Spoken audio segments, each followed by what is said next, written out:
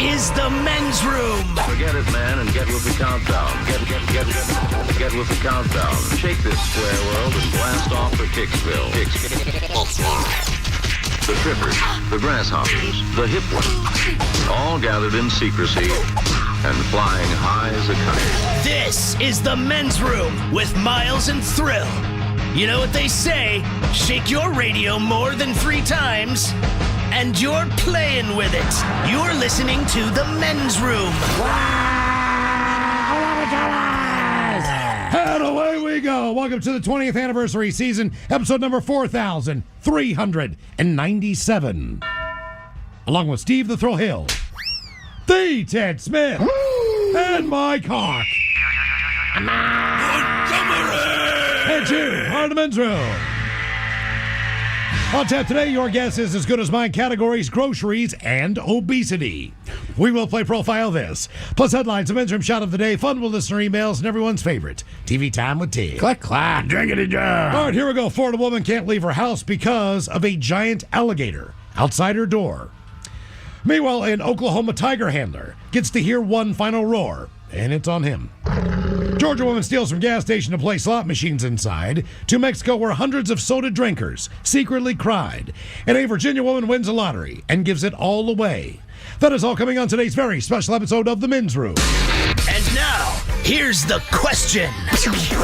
Hola, bitches. Good day to you and yours. All right, the average male marathon runner, their time is 4 hours, 21 minutes, and 3 seconds. That's the average for a guy.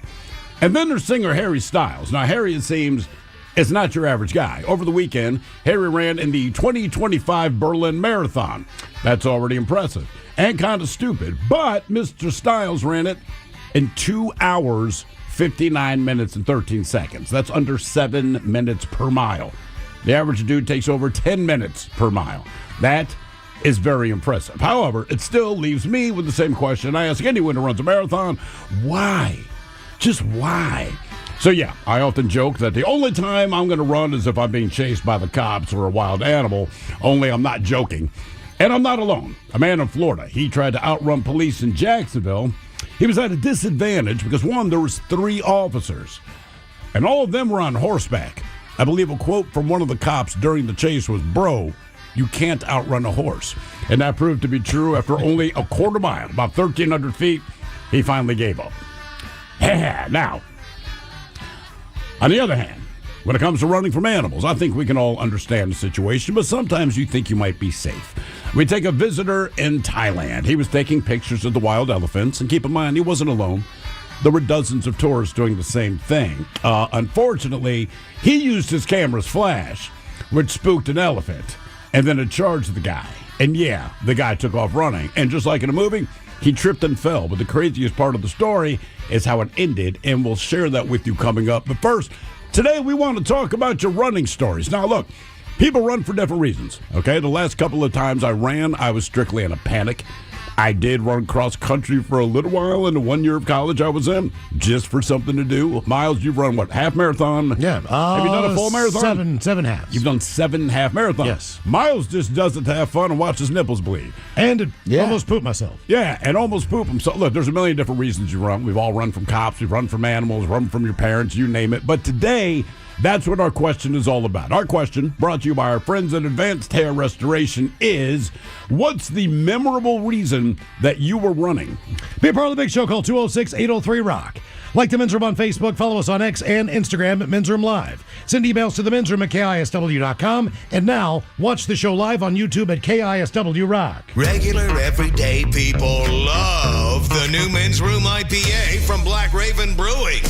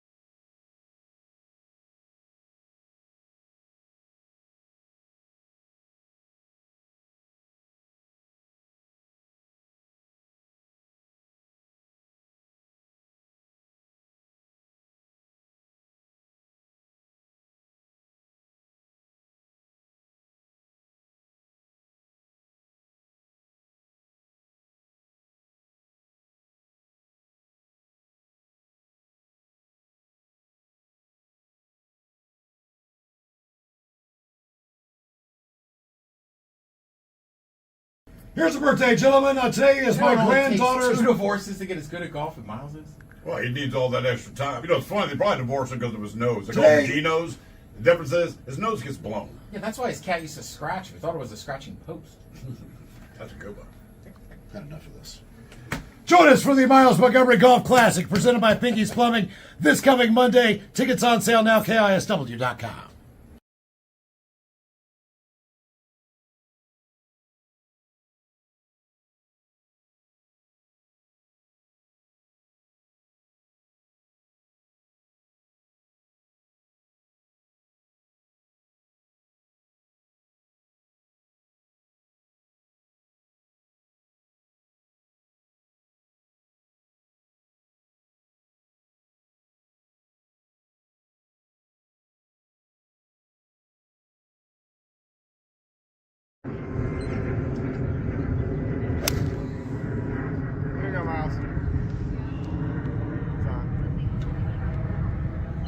Hopefully that's not too nice shot. Thanks, buddy. Hopefully it's not too far. I'm walking up with it.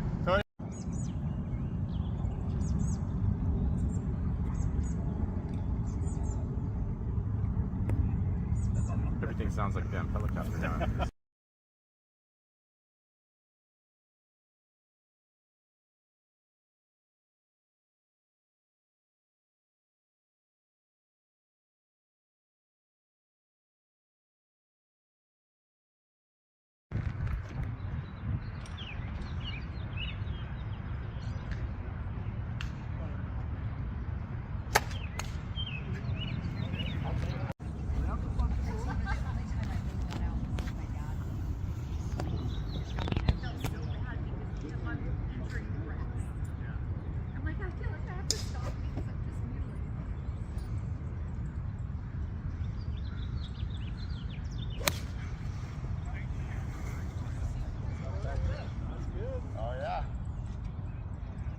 Thanks, Miles. All right, thanks, I Miles. don't know. We're going to find out. Yeah, let's go up there and tell you.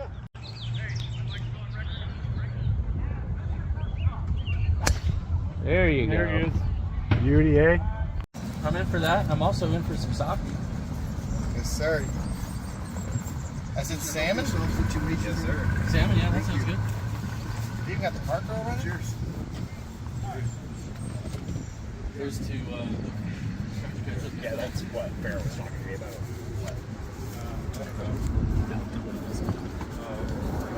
Let's go for You it. know, that's a first for me. I want sake. There's no way you don't fall. Go for it. Oh! Right down the fairway.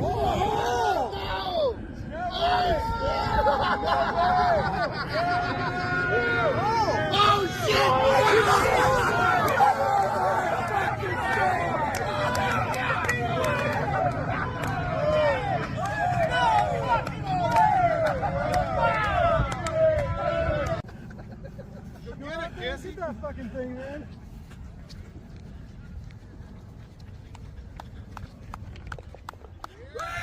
Yeah, baby. Sure shot. Let's go.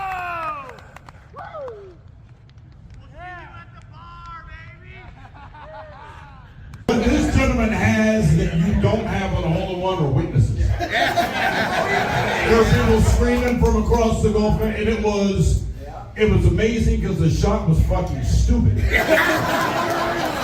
And then he got a hole-in-one. But here's one thing you need to understand. I know golfers have all this weird shit about luck, all right? So he was the first guy to stand on the toilet and hit the ball. He gets the hole-in-one. And then everyone that came up after him started standing on the toilet. We're like, bro, I don't think it's a strategy. I think it was luck.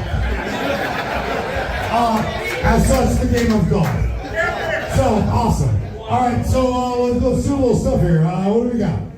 We got some prizes. So let's do some prizes. All right, visualize prizes. So here we go. Let's see what we got. So it's Disney on Ice. And what else, Say? And you have to take Oh, thrill. sorry, no, Say. No, you do not.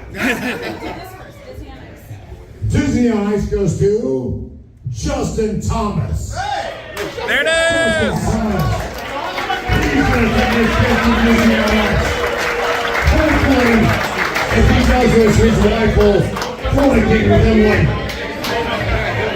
Just to X and down. Yeah, well, no, hold on now, because Kayla's going to help you walk through that circle of hoops. Alright, so, God, this sucks. So this is a chance to hang out with us and drink beer again on that bill. Which, actually, is really not that bad. So it's Deanna, oh shit, Deanna. Are you kidding me? Diana won? Diana, you won. Diana, you won. Which is awesome. I love you. That's crazy. Okay, so what is our next step? We've got the actual tournament. So, here we go. Because Diana won the drinking test.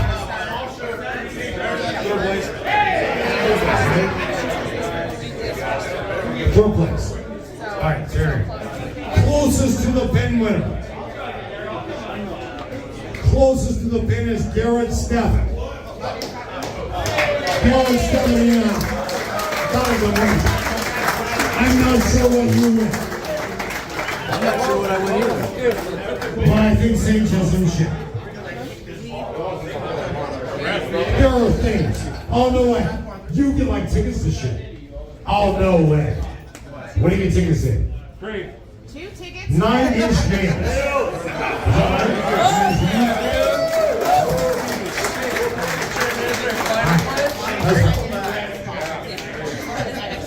The longest putt. Eric Gilbreth. Eric Gilbreth gets the line. Oh, UAW! UAW! And no applause guy. They clock your shit. And I'm clocking your shit. So what Eric? Oh, shoot. Oh, no way. Wow. I'm not sure what that is. I know things are quantum fiber, so I'm not sure what that is. But either way, Eric, awesome. Absolutely. Okay. Also, thanks to our friends at the Advocates from Breakfast. Yeah. And Baby's Plumbing for this whole thing. And Jefferson for this whole thing.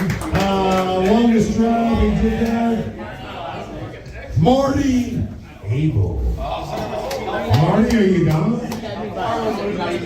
No, really? No, Marty? Marty left. I was literally right behind you. You really were behind Marty. Boo, Marty. Get close on the camera. Okay, do we have a secondary one? AJ Rodriguez. Hell yeah, AJ. I mean, you still have to show the Okay, so now. Okay. Thank you. I don't measure up anywhere else. No. It's not about the fans,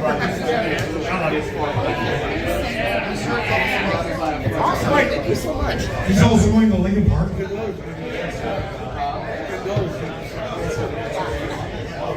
Third is first. Rolls on. You're listening to the Men's Room with Miles and Thrill. 99.9 KISW. Oh, patrols, away we go. Welcome to the 20th anniversary season, episode number 4,397. What a large and a charge program we have for you today. Guaranteed future repeat with the exciting return of Your Guess Is As Good As Mine.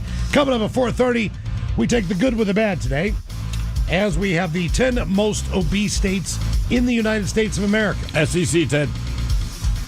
They do say the rise in medications like Ozempic and, is it Wegovy? Wegovy has injected a new dynamic into America's struggle with obesity. A prompting question as to whether the country is at a turning point, hopefully in a better way. And as far as the health epidemic that's persisted for years. I mean, because on the one hand, it's like, keep eating what you want, but this will help you drop the weight. Well, as far as the diabetes, medical bills, diabetes, Sure. the amount of stress, just even your joints take, as far as your knees and your hips and other things. So they say, as it stands right now, around 2 in 5 American adults are obese. defined as having a body mass index of 30 or above, according to the Centers for Disease Control and Prevention. Does anyone know their body mass index off the top of their head? I believe I'm at 31 right now, so I would be considered obese. I'm obese. Since I've put on 15 pounds, 20 pounds since I quit smoking. Mm-hmm. So that's, I win. Good. Boy, I'm healthy now. The condition is associated with a host of serious medical issues, from stroke and diabetes to heart attacks and cancer. Also estimated to cost the country's healthcare system nearly $173 billion with a B a year. Here. A year. Same in another country, $800,000. 39 states with data available posted age-adjusted obesity rates of 30% or more, with 3 hitting a threshold of at least 40% of the population being obese. Now, there's also the best states, too. And believe it or not, I'll give you a couple of them if you want. Interestingly enough, Montana. Montana comes in as one of the healthiest states as far as obesity rates are concerned. I mean, I can believe that. You just do a lot more outdoorsy stuff. Yeah, just their day-to-day life, I think. Even people, I think, that just have land with animals on it. Like, you're doing stuff. You got to go outside the house and do stuff. Yeah, Florida, on the list. I can definitely believe that. Not only that, but a lot of people have pools. A lot of people like to go to the beach. But you got to sweat half of it out. And they're not necessarily like a big barbecue fat eating. Like, anytime I go to Florida, honestly, almost everyone I see is eating salad or seafood. I was going to say, generally, to me, hot environments say you're just, you know what I mean? It's like Scottsdale. Like, it's so hot, you just kind of eat less. But then there's Texas. Right. They don't care. At all. Yeah. I'm just like... What you said. Well, no, Texas, I'm not making fun of you. I'm just saying, like... There's evidence to suggest that Ted is correct. They will sit outside in the scorching heat and still eat heavy barbecue meals. Oh, yeah. No, so I'm saying that's the difference. Like, most places where it's hot, you don't want to eat that kind of food. In Texas, like, God damn, it's hot as hell. Let's get the barbecue. I did the Ted Smith theory over the weekend. What's that? I was down at Forelli's in DuPont, played some golf down there this weekend. So dinner time on Saturday night, watching the Apple Cup and the Mariners play, and a guy sits down beside me. There's not a lot of people in there, and he's got a cowboy hat on. Okay. And I said, according to Ted, this guy, with pretty good accuracy, maybe he's from Oklahoma, whatever, maybe New Mexico. I'm saying, where are you from in Texas? So I turned to the guy and I said, hey, man, where are you from in Texas? And he goes, Houston, thanks for asking. Oh, nice. So, yeah. So Look at you. You're right about the cowboy hat theory. Yeah. Unless they're wearing turquoise, then I go New Mexico. Outside of, right, turquoise is definitely New Mexico. Yeah. Or a chick that does acid. Spiritual, my bad. Yeah. Right, because the comedian I was watching, and it's the truth. Whenever I wear that cowboy hat here, if it's not a country show, people are like, "What's with the cowboy hat?" Right. So I can't just wear a hat. So of course you get in the conversation. You say, "Hey man, why are you up here? What are you doing? Visiting? Are you in the military? What's the deal?" He said, "No. My parents live up here. They have long since retired, but I come up and spend a couple weeks with them and try to help them out whenever they need stuff done around the house, whatever they can't do themselves. I try to be here for them, and I like it up here." He's like, "Man, I tell you what, though, you guys are getting screwed over." He's like, he's an RV guy. He travels the United States of America, which leads us to our next category of the cities with the most expensive groceries. Oh, we know. So then the conversation goes to, I cannot believe how much you guys pay for everything here. He's like, do you understand it's not like that everywhere else? Yes. And I said, well, the people who travel do. And he said, listen, I went to I went to Hawaii with my wife. He said it was cheaper there to go to the groceries. That's brutal. Everything. Now, this was It was exceptionally brutal. And like I said, if you don't travel, you don't know. It just is what it is. Well, like we were in Delaware a couple of months ago, and all my in-laws, they mostly live in the Philly area, and they're just bitching about, like the rest of us, groceries and gas, right? And my wife and I looked at the average cost for a gallon of gas and then went to the grocery store. And essentially, we just came back and said, hey, do us a favor and shut up. Right. You have no freaking idea. We live in a wonderful part of the country. It's one of the most beautiful spots ever. Whatever. But it's overpriced. It's overpriced. I mean, that's all.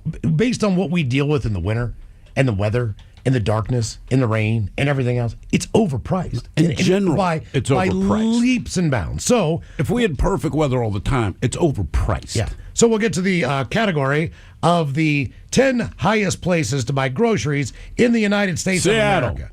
And I'll tell you one thing, Seattle's definitely on the list. Yes. We barely eke out Manhattan and New York City. Mm-hmm. Think about that. That's where we're at. That's why DoorDash, all these things cost so much money. One of the reasons, anyway. It's ridiculous. It's unbelievable. So we're going to get into the high cost of groceries coming up as well. But your guess is as good as mine. 4:30 coming up on that. And today we're on a question. We're going to talk about running and what was the most memorable reason that you were running. Mm-hmm. Now, we know for a fact that there's 2 reasons or 3 reasons why you would run. Number 1 is for exercise. That's it. Yeah, that's the ridiculous one. Yeah. That's the one that makes no sense. Number 2 is reactionary. Yep. Now, whether you put yourself in a position where you needed to do that, or situations just happen where you needed to take off running, look, that's those are the reasons you run. Yes. Now, I have been, for an example, with 2 dogs and a wife and 2 children on the Oregon coast. Now, at that point in time, it was low tide, but there was a creeper wave kind of thing in effect as far as it's a possibility. Now, typically that exists more around high tide. Right? I like your wife. Creeper wave. Yeah, creeper wave. You can have her. Is she wearing underwear? Right. But all of a sudden... I'm just some crazy water. She walking like a duck. Jump on in. Yeah. So we see this. It's like, it's us. And then this guy says, hey, man. Just up to your waist. He says, this guy says, hey, he says, the tides are turning, man. He said, you see how it's going out like that and coming back in? He said, high tide's coming in. I just want to let you guys know because the creeper waves will come in fast initially. And then when you get, close to the shore, then they're really coming in. But high tide moves in very quickly out with the creeper waves. So we're like, yeah. And all of a sudden we see this rolling one toward us. And I'm like, run! And right. It's very hard to run in sand, but we needed to run, and it did come up on our ankles. I mean, even when we were running, this thing went, yes, we got wet on our ankles. Not a big deal. But the idea was, nice tasting feet. I did not know how big that wave was going to be. Yeah. And, to just take off running at the beach, like, you're terrified, your heart's beating. Like, by the end of it, we were just laughing. Keep going. Because it's just a little bitty wave. But we didn't plan on running. That was not the game plan was not to go to the beach. I mean, if I want to go run the beach, I got running shoes on. I'm fitted. I'm doing the fitness thing. I'm not you running. You will never see me run at the beach. Like, my kid has to be drowning, and then I'd run at the beach. I don't even like to run, but much less, well, let's run in sand. Yeah, I'm thinking like Apollo Creed, running with Rocky Balboa as a training. But that happened to me at Discovery Park. I was down on the beach, and same thing. There's like this big kind of like old tree, right? All right. And there's like a little fort in there. You go in there and smoke a bowl, whatever. But you got to kind of walk out around this point. And same thing. Some guy to me and my buddy. Just so you know, the tide's coming in. Yeah. Yeah, whatever. I know. By the time we had to walk back there's around, a reason they tell you that. It was up to like our knees. We're like, God damn it. Yeah, there's a reason people tell you this. Oh, yeah. He was a local. He was just trying to give me a heads up. Hey, man, just want you to know when that thing switches, man, these waves are going to spill pretty far out. So, because we were walking near the water, it was easier to walk when the sand's a little bit more wet. Yeah, of course. And compacted down. So we're just kind of walking on that edge there. Yeah. So we're not like, basically, snow posting through the heavy sand. Look, my aunt and uncle and I, we did it last summer in Cape Cod, right? So it's one of those days, it's like right before Memorial Day. So there's like a thunderstorm during, that happens and then it stops. And really cool, Cape Cod is where Marconi did the first transmission across to England. So we go look at that. Governor.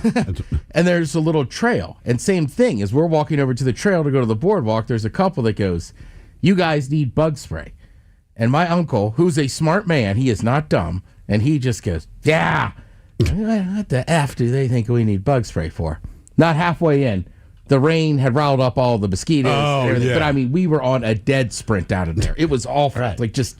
Same thing, though. We didn't listen, and we had to run. Yeah. We had to run. I was a kid, and God, it just reminds me, we did these long-ass cross-country trips, and one of the times on our way to California, we stopped in Utah to see the Great Salt Lake. My brother and I did not care. They just explained what it was, so we had some passive interest. Anyway, we get out of the car, and when we're walking toward, like, this beachy part, it looked like the sand got up in unison, moved about 10 feet over, and landed again. And we're like, that's really weird. Well, it turns out they're sand fleas, I believe is what they are. Oh, God. But we don't know, man. But now we're standing on the water, and we keep, we realize we're getting bitten. And we realize that this weird dust that we saw are just these hordes of sand fleas. And I just heard my father screaming, run. Now, like, we weren't in any danger or anything like that, but it's like, just run. So the whole family's doing this full sprint back to the car. I remember he's screaming and cussing and stomping his feet because he doesn't want any sand fleas in the car. I mean, there's like a billion of them in the car with us. Like, we can't outrun them. I can't explain it, but as slow as those things move, Once you take off running, they can match your speed. That's what we discovered. Yeah. Sand fleas, fast. Ding Dong Ditch when I was a kid. Oh, yeah. That was something that you always ended up running. But that was fun. And at that point in time. And you did it on purpose. You knew you were going to run. It was harmless. We didn't do it after midnight. Right. We normally stuck between like 10 and midnight, somewhere in there, because that's when we'd sneak out on the weekend. We used to do it during the day. But, yeah, I mean, anytime. Well, I can't say any time's a good time, but up until midnight, anytime from there. Good time to play Ding Dong Ditch. I was working in a radio station in Baltimore, and we had an event at a place called Bohager's, which was an indoor-outdoor venue. Mm-hmm. I want to say that was probably at the time when Survivor first started airing. What's that, 25 years ago? Something like that? Yeah, TV show, yeah.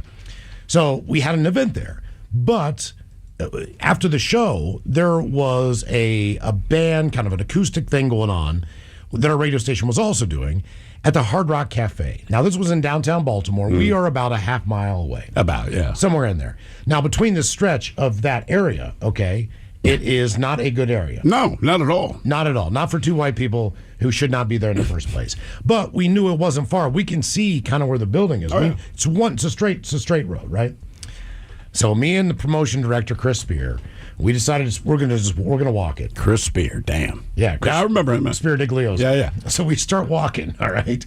We start walking down this road, and all of a sudden there's two guys behind us who turn the corner, and they've got their hoods up, and they've got, they're dark figures as far as not being able to see them. They're ducking in and out of places, but every time we turn around, they're in a different location. Yeah. They're across the street, they're behind us, we're like, oh, God. Yeah, they're scoping your ass out. Now, Chris lived down near Patterson Park, which was down in the city. So he knew that way. It wasn't too close to there, but close enough. Close enough. Yeah. And he's like, we need to run now. Mm-hmm. And I'm telling you, by the time, and we just took that. I mean, we ran as fast as we could. And we were in much better shape than I am now, but it's still smoking and everything else. And we turned around, nobody's there. Once they take off running, they're not going to give chase. We turned around. There's no one there. But I mean, you want to talk about running as fast as you can in the dark. This is an area that's not well lit. By the time we got to where we were going, we were both like, Remember I told you me and Leon got shot at? Yeah. That was the exact area where we got shot at. Same thing, no particular reason. Leon just says, man, I think that guy's going to shoot his gun. He's like, I'm like, why would he? Like, Jesus Christ. That exact, by the way, if you go to that exact area now, there's the Four Seasons Hotel. It's quite lovely. This is what I told Chris. I said, hey, man, don't worry about it. Those are kids, man. They're like 12, 13 years old. He's like, we need to run. Yeah, they'll shoot your ass dead. I'm like, that kid's like 5'4". He's like, we need to run. You need to go. I'm like, you think that kid's going to shoot us? He's like, we need to run now. Yes, that kid will shoot you. I know. So you got to worry more about the kids than the adults, because the kids, look, the way it is taught to them, like, bro, you'll be down to 6 years or worse. Correct. Right? I mean, that's it. So those are the guys, like, especially when in the 80s, when Baltimore was completely out of whack, man, and the big drug things started going on, they'd have the kids be the mules most of the time. Because they're like, look, if you get popped, don't roll on us. We'll get your ass out, and they're not going to charge you as an adult. And that was the whole thing. So, honestly, I mean, times have changed now, but yeah, it was the kids you worried about back then. Like, dude, if he's 19 or over, he might beat you up, but he's not trying to shoot you. If you see the 15-year-old kid, like, that dude will blow your head off. It's still common in street gangs today, just for that exact reason. Yeah, that's exactly it, man. Once you figure that out, like, don't worry about the adults. Worry about the kids. Yeah. What was the most memorable reason that you were running? 206-803-ROCK. Hello, Aaron. Welcome to the men's room. Hola! Hola! I love you guys, man. I listen to you every day. Oh, thank you, man. Appreciate that. I've called it a few times, but I heard this one and I had to call in. Me and my brother, it was back in the late 90s. I had a Nissan hardbody 4x4 Desert Runner pickup. All right. And me and my brother decided to drive from Seattle down to Baja, California, and trace the Baja 1000, all the way to the tip of Cabo. 4x4, camping the whole time. And we were on the beach in between Los Cabos and Cabo San Lucas. Shout out to my brother Ryan if he's listening. And we found this awesome place to camp. There was like a leak in a water pipe on the road that was leaking water down And so we made a little bamboo thing to catch into a 55-gallon drum. So we had fresh water, started a campfire, and opened up some Coronas. And we're sitting there and we hear this snorting sound. And we both got up and looked behind us, and there's a 5,000-pound longhorn bull not even 20 feet behind us. And we dropped our beers as fast as you could and took off on a sprint through the water. And that guy almost got us. He was so fast. As soon as we jumped in the water, he put on 4 disc brakes and slowed down. And then he sat there for a half an hour. So you guys are basically just treading water out there? Oh, yeah. We're just treading water, just swimming out in the surf. And he, for at least a half an hour, he sat there and huffed and puffed back and forth until the sun started to go down. Then he walked right up to our camp, and he knocked our fire out. And we had soup on a thing over the stove, busted the whole thing down, put a horn through the side of my Nissan pickup. Drank my beer, called my wife. Had sex with her. He did wear a condom. Everything. He was pissed. What did you guys do? I mean, you were just in his territory, I guess? Yeah, you just little wild steer just cruise up and down the coast in Baja. They're everywhere. There's no fences or anything. And we figured it out later. He knew where that water was getting. It was a water line between Los Cabos and Cabo San Lucas. And so he knew that the water was leaking right there, and it was fresh water. And so he was coming after the water. Okay. Okay. Right. That explains it. Don't take a bull's water. What was the most memorable reason that you were running? 206-803-ROCKS.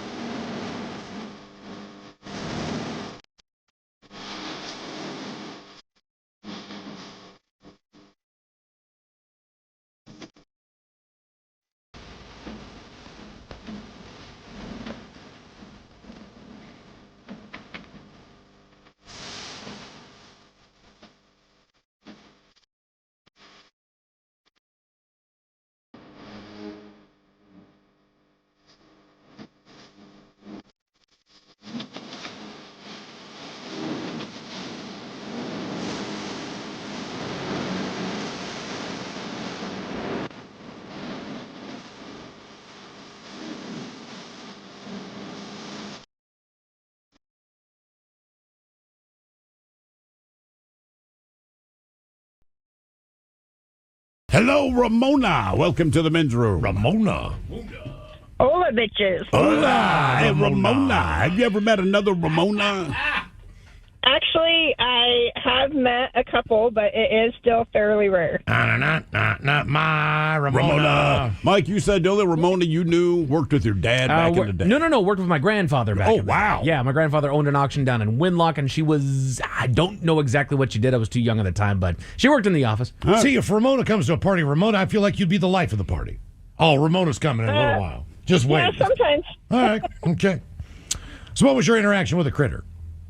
Okay, so on the phone, I told Mike about an interaction with a cat and a dog, but now that you guys have defined critter, I also have a funnier one about a critter being a squirrel. Which would you like to hear? Sure.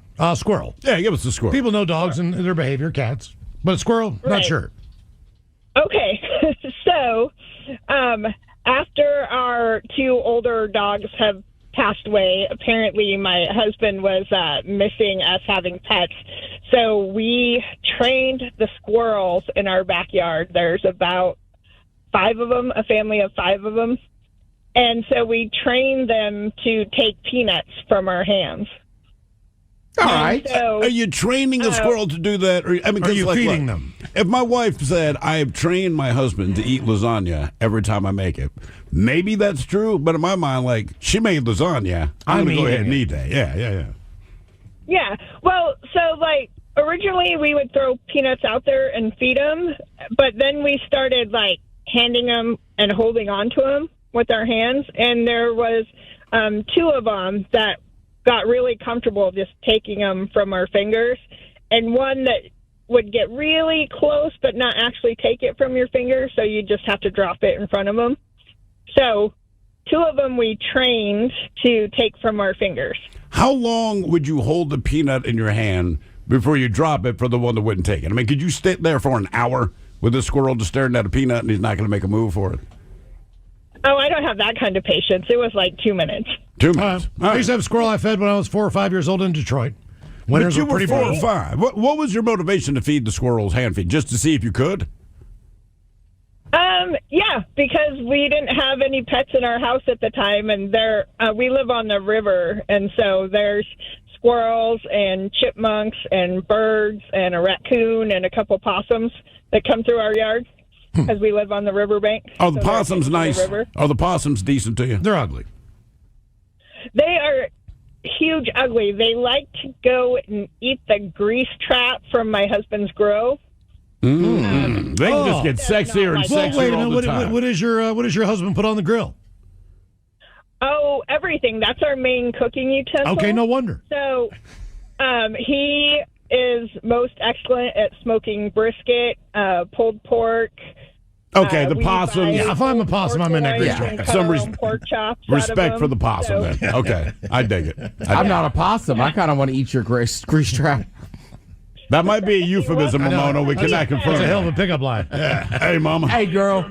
I'm not a raccoon. I'm Can going I to be the see- possum to your grease trap. Can I see that grease trap? Ironically enough, there is news of squirrels, believe it or not, in the world.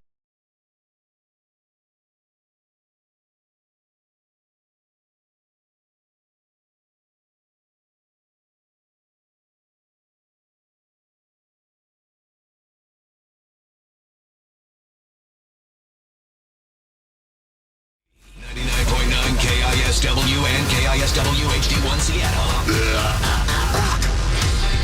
Always live on the free Odyssey app.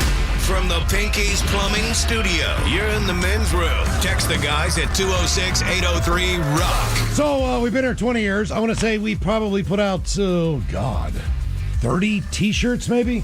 Somewhere around there, probably. A ton of them. All right. So at the party, we asked you to vote on your favorite T-shirt that we would bring back and put at the Rock Shop. You picked the Black Men's Room Drinking Team T-shirt, which is available now at the Rock Shop at KISW.com. That's the one you wanted. That's the one you got. So pick up one Great today. shirt. Let's bring up Harry Styles real quick before we get into the calls. You know Harry Styles as the singer, or I don't know if One Direction is still a band anymore. They're on hiatus or whatever, but you know him as one of the guys, the most popular guy in One Direction, fair to say. Well, he was one of 80,000 people running the Berlin Marathon on Sunday. And he was running incognito as Sted Sarandos. Now, Stead Sarandos, and he had a hat on like a mini disguise. He recorded a time of 2 hours, 59 minutes, and 13 seconds. That is ridiculous. He shaved 25 minutes off his previous personal record, which he had at the Tokyo Marathon in March, with a new effort translating to what they call a snappy 6.50 per mile pace. Compared to the Tokyo average, he ran that in about 7 minutes and 47 seconds. The winning time, by the way, 2 hours and 2 minutes. Those are pros. Jesus. So consistency, they say, may be style's secret weapon. He ran the first half of the Berlin race in an hour and 29 minutes, and the second half in an hour and 30 minutes, basically echoing his Tokyo performance, where he also posted near identical splits, just more. By the way, the conditions in Berlin did not exactly make things easy on the 31-year-old Styles, they said. It was warm, starting at 66 degrees, getting into the mid-70s by the time the race ended. High humidity in the area, but they say the watermelon sugar singer, he had support. Paralympic gold medalist Richard Whitehead shared a photo of himself in Styles of the race, riding 2.5 into Berlin with my mate. So I believe he was his kind of pacing partner. Okay. So to speak. So But he obviously runs a lot. Yeah. Less than 3 hours for the marathon. They say no word yet if marathon medals will soon accompany Styles' Grammy collection.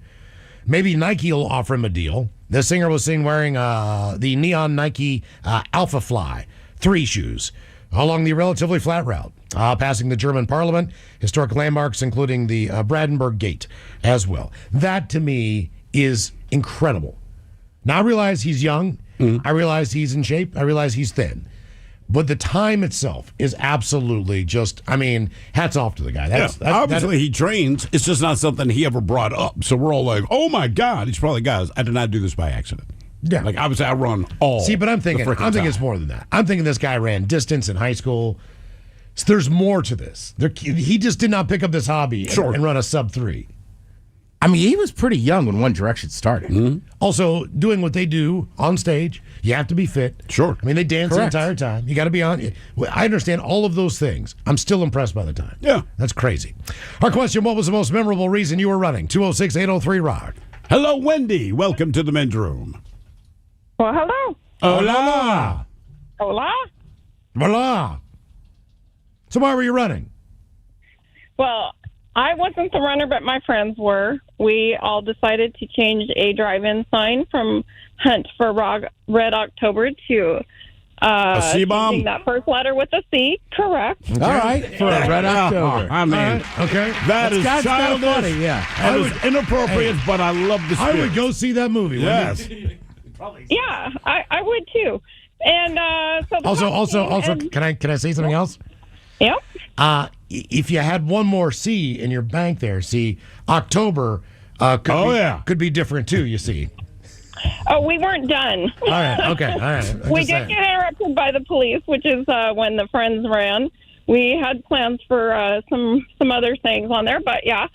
And then as they ran off, the cop, of course, came, and I had the H in my hand, and I guess back then the scanners, the local newspapers would also go where the police were, so I had a photographer there as well from the local newspaper, and it was quite the memory. What was your parents' response to this, being that you got all this additional press?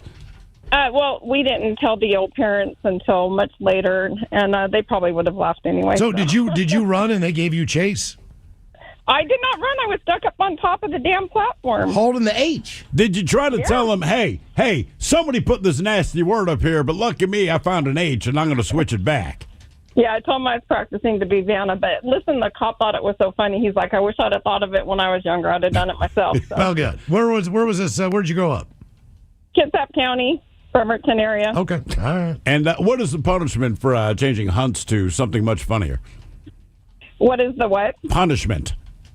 That I don't know, and we didn't get that far because he was literally laughing at it. So really, yeah, it was. Yeah, so they basically just said, like, stop it. That was pretty much it.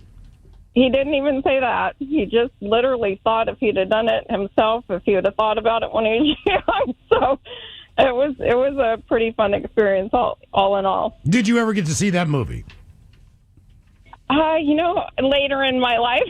I would just say that actually is a very good movie. It is a good if you ever movie, get a yes. chance to watch it, I know you were younger then, but I was watching part of it the other day. Of course you were. Yeah, it was on. I was like, it's a good it's movie. one of those movies where it's kind of hard not to watch when it's on. Yeah. Plus, I'm a sucker for Tom Clancy. What And was Sean Connery. What was the Come on. most memorable? And a young Alec Baldwin. I mean, Tom Clancy's one of the few authors that I'll read. You'll Just take the time to actually read his book? Correct. Yeah. For fun. It's almost like he should be an author or something. Yeah, I mean, Why else would you read a book? Why book? else would you read a book? No, I know what you're saying, it's but just he's- For instruction. Well, I mean, look, I'll be dead honest. In my adult life, I probably read 5 or 6 books total that weren't high school related. Yeah. So yeah, I'm just saying, like, Clear and Present Danger. Like, I saw the movie, I was like, I'm gonna read the book. There you go. What was the most memorable reason you were running? 206-803-ROCK. Why are you running? Why are you running? What is that from? That's a meme that's gone around. I have no idea what it's from, but there's some TV show or movie or something like that where it's this gal's like halfway running, this dude gets out of the car. Why are you running? Look. Why are you running? Look, it's a fair question. If we stepped outside and someone was running full sprint, not in running gear, down the street, like sprinting, we're like, uh-oh, what just happened? That's like, Why is that guy running? But even then, like, if you rob a bank, right, and you don't have a getaway vehicle, rob it as a jogger, because if you run by the cops, but you look like you're a runner, I don't say anything. Now, dressed as I am right now, if I went sprinting down the street, I would get stopped. Wasn't there someone Certainly. who basically told a cop that he was jogging because he was out there jogging? He was running from the cops, but he did. Oh, but he told the cops that he's jogging. But they just assume he's like, dude, I'm just jogging. They're like, okay, man, no problem. Huh. Oh yeah, that actually happened. I can't remember what that guy did, but that was his getaway. But he did actually do he something. actually did. I don't know if he did it intentionally or he was dressed that way. Yeah. I mean, I also think sometimes you just see other people running, you start running. It depends. If it's a panicked run, maybe. It Yeah. depends how many people are running. All right. If I walk out on the street, one person runs by, and obviously it's kind of up to no good. Someone is chasing him, or he has an emergency. Right? If 40 people are running full tilt, I might just follow suit and run with them. Right? Because you just know there's something bad back. If you're like walking into a grocery store, there's just And people, everyone's everybody's running out. Yeah. You're like, yeah, I'm not going in. I'm going to leave. If one person's running out, you're like shoplifter. Trip them. Actually, the last time I went to a full sprint, we were in the car. My wife and I are in the car. It is rush hour traffic. We just finished a show, and we get a text from my daughter. And all the text says is, help. And I don't care who you are, as a parent, this is now a nightmare scenario. So I'm trying to call her back. She's not answering the phone. Both of us are texting her back. There's no response. So I'm freaking out in the car. Traffic is what traffic is. So we get close to my exit. And I live close enough to the exit. It's close. But just the way traffic was, I'm like, I'm jumping out of the effing car here, run up I-5, cut through these bushes, hop a fence, and I sprint all the way home. I'm a smoker, and I'm old. It's maybe 7 years ago, right? So my daughter's about 8 years old. And again, all it says is help. I run into the house. My adrenaline's going. I find my daughter, and she's sitting at the dining room table eating Oreos. And I'm like, oh, my God, are you okay? She's like, yeah, what's up? I'm like, you sent me a text that said help. She's like, oh, I needed help opening the Oreos. Yep. Wow. I stared at her for like 5 seconds, and I said, listen to me. Jeez, One, you're freaking me out. wait until we effing get home. Clearly, we are not here to help you open a pack of effing Oreos, okay? And she doesn't understand why I'm so upset. And I said, when you send us a text that says help, when we text your ass back, you make sure you text us back if it's about opening the Oreos. She's like, well, I didn't need to text you back because I got the Oreos open. I'm like, you're missing my entire point. That's right. I understand that you succeeded at your goal. I'm like, baby, if you ever send the words help and then there's an all clear, everything is good, you need to let us know. This is like, why are you out of breath? I'm like, I just ran from the freeway and jumped over a fence to get home because I thought you needed help. And of course, my daughter being my daughter. Well, I did, but I got the Oreos open. I'm like, you're missing all of this. You're missing the whole frickin' point. Here's the story I was telling you about. Convicted murderer able to sweet talk his way past a police officer out of breaking out of prison. Murderer? Yeah. Richard Lee McNair, imprisoned after murdering one man and shooting a second man 4 times during a botched robbery. This is back in '87. McNair was sentenced to 2 life sentences for murder, attempted murder, in addition to a 30-year prison sentence for burglary. Now, following his incarceration, he became known for his ability to escape and elude capture. The first escape took place in 1988, and he used lip balm as a lubricant to squeeze out of his handcuffs. The second came 4 years later in 1992, when the Oklahoma-born convict crawled out of prison through a ventilation duct. He subsequently dyed his hair blonde and almost evaded a capture for a year, but he was apprehended in New York after 10 months. His most infamous escape happened 14 years later, in which an interaction he had with police officers during the time was captured on a cop car dash cam. He was able to convince the officer he was simply out for a jog, despite the policeman being aware that there had been a prison escape in the local area. Come on, man. So he acted like a jogger, Come on. and the police went, okay. Yeah, I heard And about that too. They have video of it, and they let his ass go. He was eventually caught again. All right. What was the most memorable reason you were running? 206-803-ROCK. Hello, Jay. Welcome to the men's room. Hola, bichola. Hola. So I was new to the California area, moved from New York. Was dating this girl. I was about 17. Got invited over her house. They were having a little party, and her parents were supposedly away for the night. Well, I didn't know if her parents were actually in their bedroom. Me and her were smoking a little weed, drinking a little bit. We were naked in the hot tub out back, kind of scooted away from everybody. We're having a little fun. Her dad came busting through a sliding glass window with what I only knew at the time was a giant silver pistol. Oh. I bolted up out of the hot tub as quick as possible, hopped the fence. He gave chase to me. It was about 2 or 3 blocks before he stopped chasing me, but then I was naked running around this neighborhood. Now, keep in mind, I am a pale dude. I'm powder. I'm pretty sure when I'm naked at night, I'm reflective. So it was difficult for me to hide.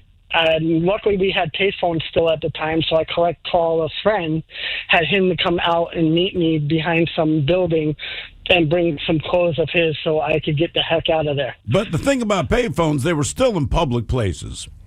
So your naked ass is standing in a glass box on the phone. How many people do you think saw you? Because look, if you're naked at a phone booth, the last thing I'm going to do is bother you. But how many people do you think saw you? Oh, I'd probably guess at least a good dozen. It was only about 9, 10 o'clock at night. It wasn't too late. It was crazy. All my friends still mess with me about it to this day. Yeah. Good times. Yeah. Well, did you ever get... that's how I got the nickname Powder. Now, was that your girlfriend, or was that somebody... Did you ever hook up again with her? Yeah, it was my girlfriend for a couple more months, but then I didn't risk it again really too much. Well, now, you said you dated her for like another 9 months, so did you have to interact with her father, or did you always avoid him?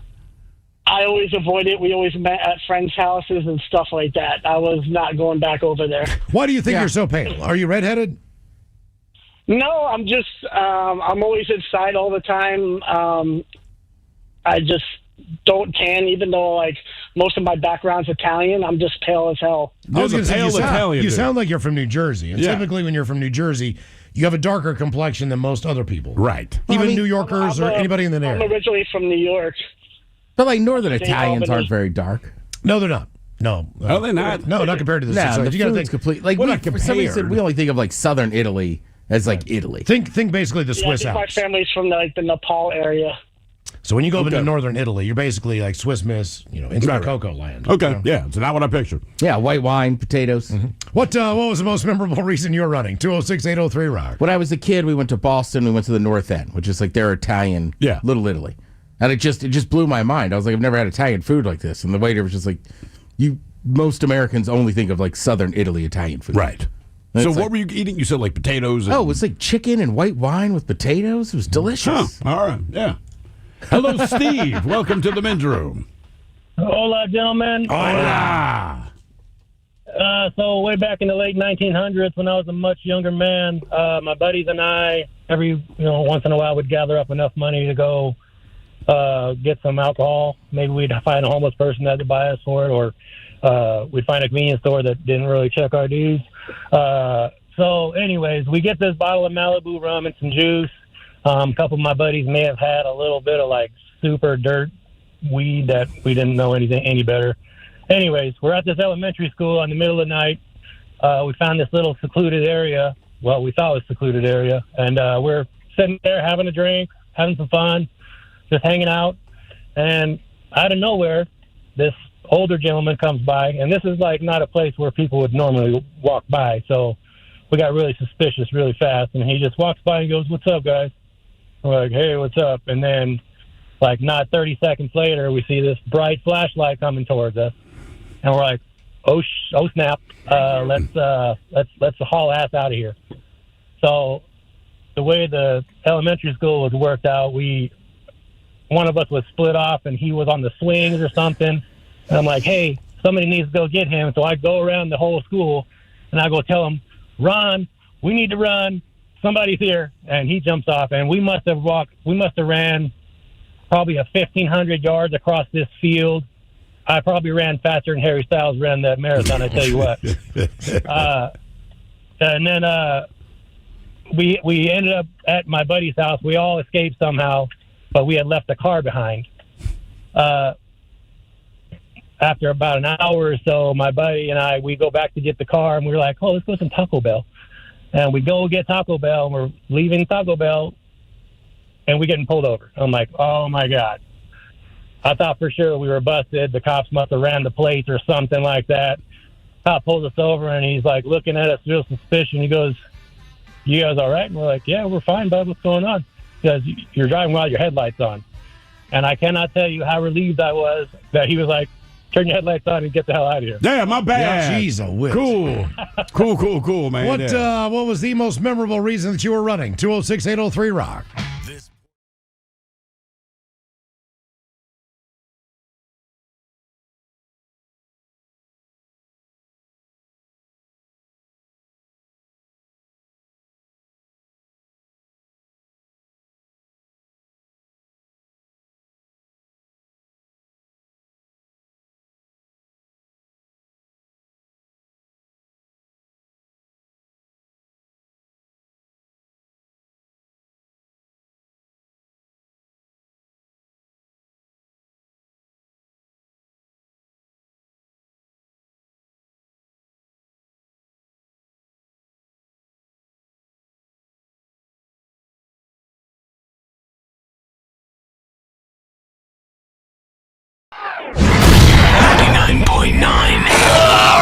KISW.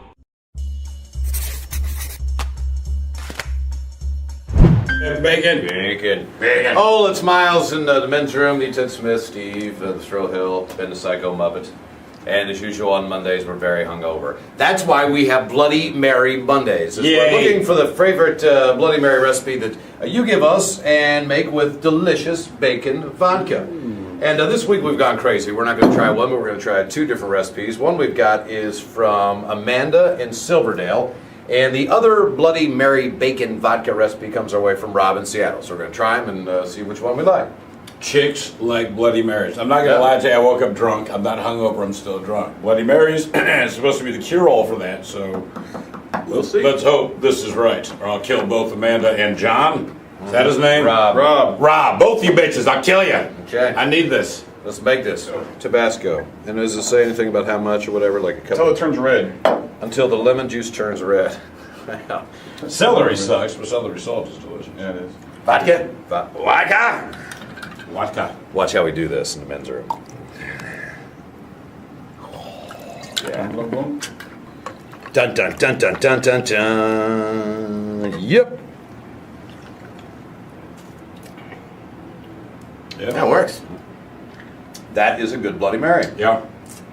Nice work, Amanda in Silverdale. That's more vegetables. Amanda, I hope this works, dude. That's more vegetables than you've ever eaten in your life right there. I consume more vegetables right there than I have in the last 41 years collectively. Rob in Seattle. I'm done whole bacon. Bacon on ice. All right, so now we got our two Bloody Marys. This is Amanda's. This is Rob's. Rob, why is yours more frilly than the girls, dude? Yeah, I'm just saying. You know, I'm not saying, but I'm saying. He said it. So we're going to go find out whose is better. I'm going to taste Rob's in the meantime, even though I didn't garnish it, Rob. All right. Need some pepper. Do you hear that, Rob? You need some pepper. You need some pepper. Ooh. Yeah. What do you think? Bacon 2. Bacon 2. Bacon 2. So Rob gets a total of 5 bacon strips. 5 for Rob. I remember that. I'll give that a bacon 4. Wow. Bacon 4. Bacon 4. It had that spice. Ooh. That's good. Yeah. Same reaction to both. Down it. Down it. You still have to work? Bacon 4. So Amanda takes it. Yeah. Bacon 8. Bacon 8.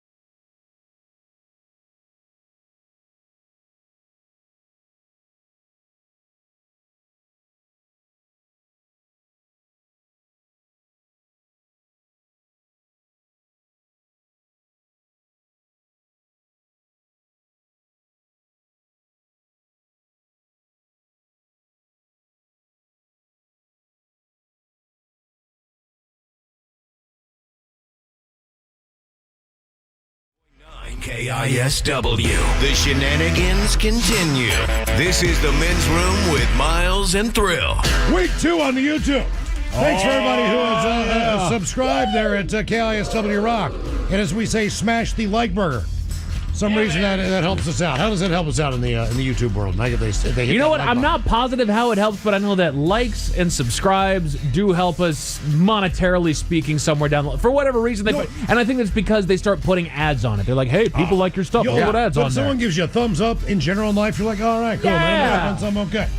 So smash the like burger there. We're up to 1,800 subscribers already. At KISW Rock, if you want to watch us instead of, just sit here and listen to us. Our question today, what was the most memorable reason that you were running? 206-803-ROCK. Why are you running?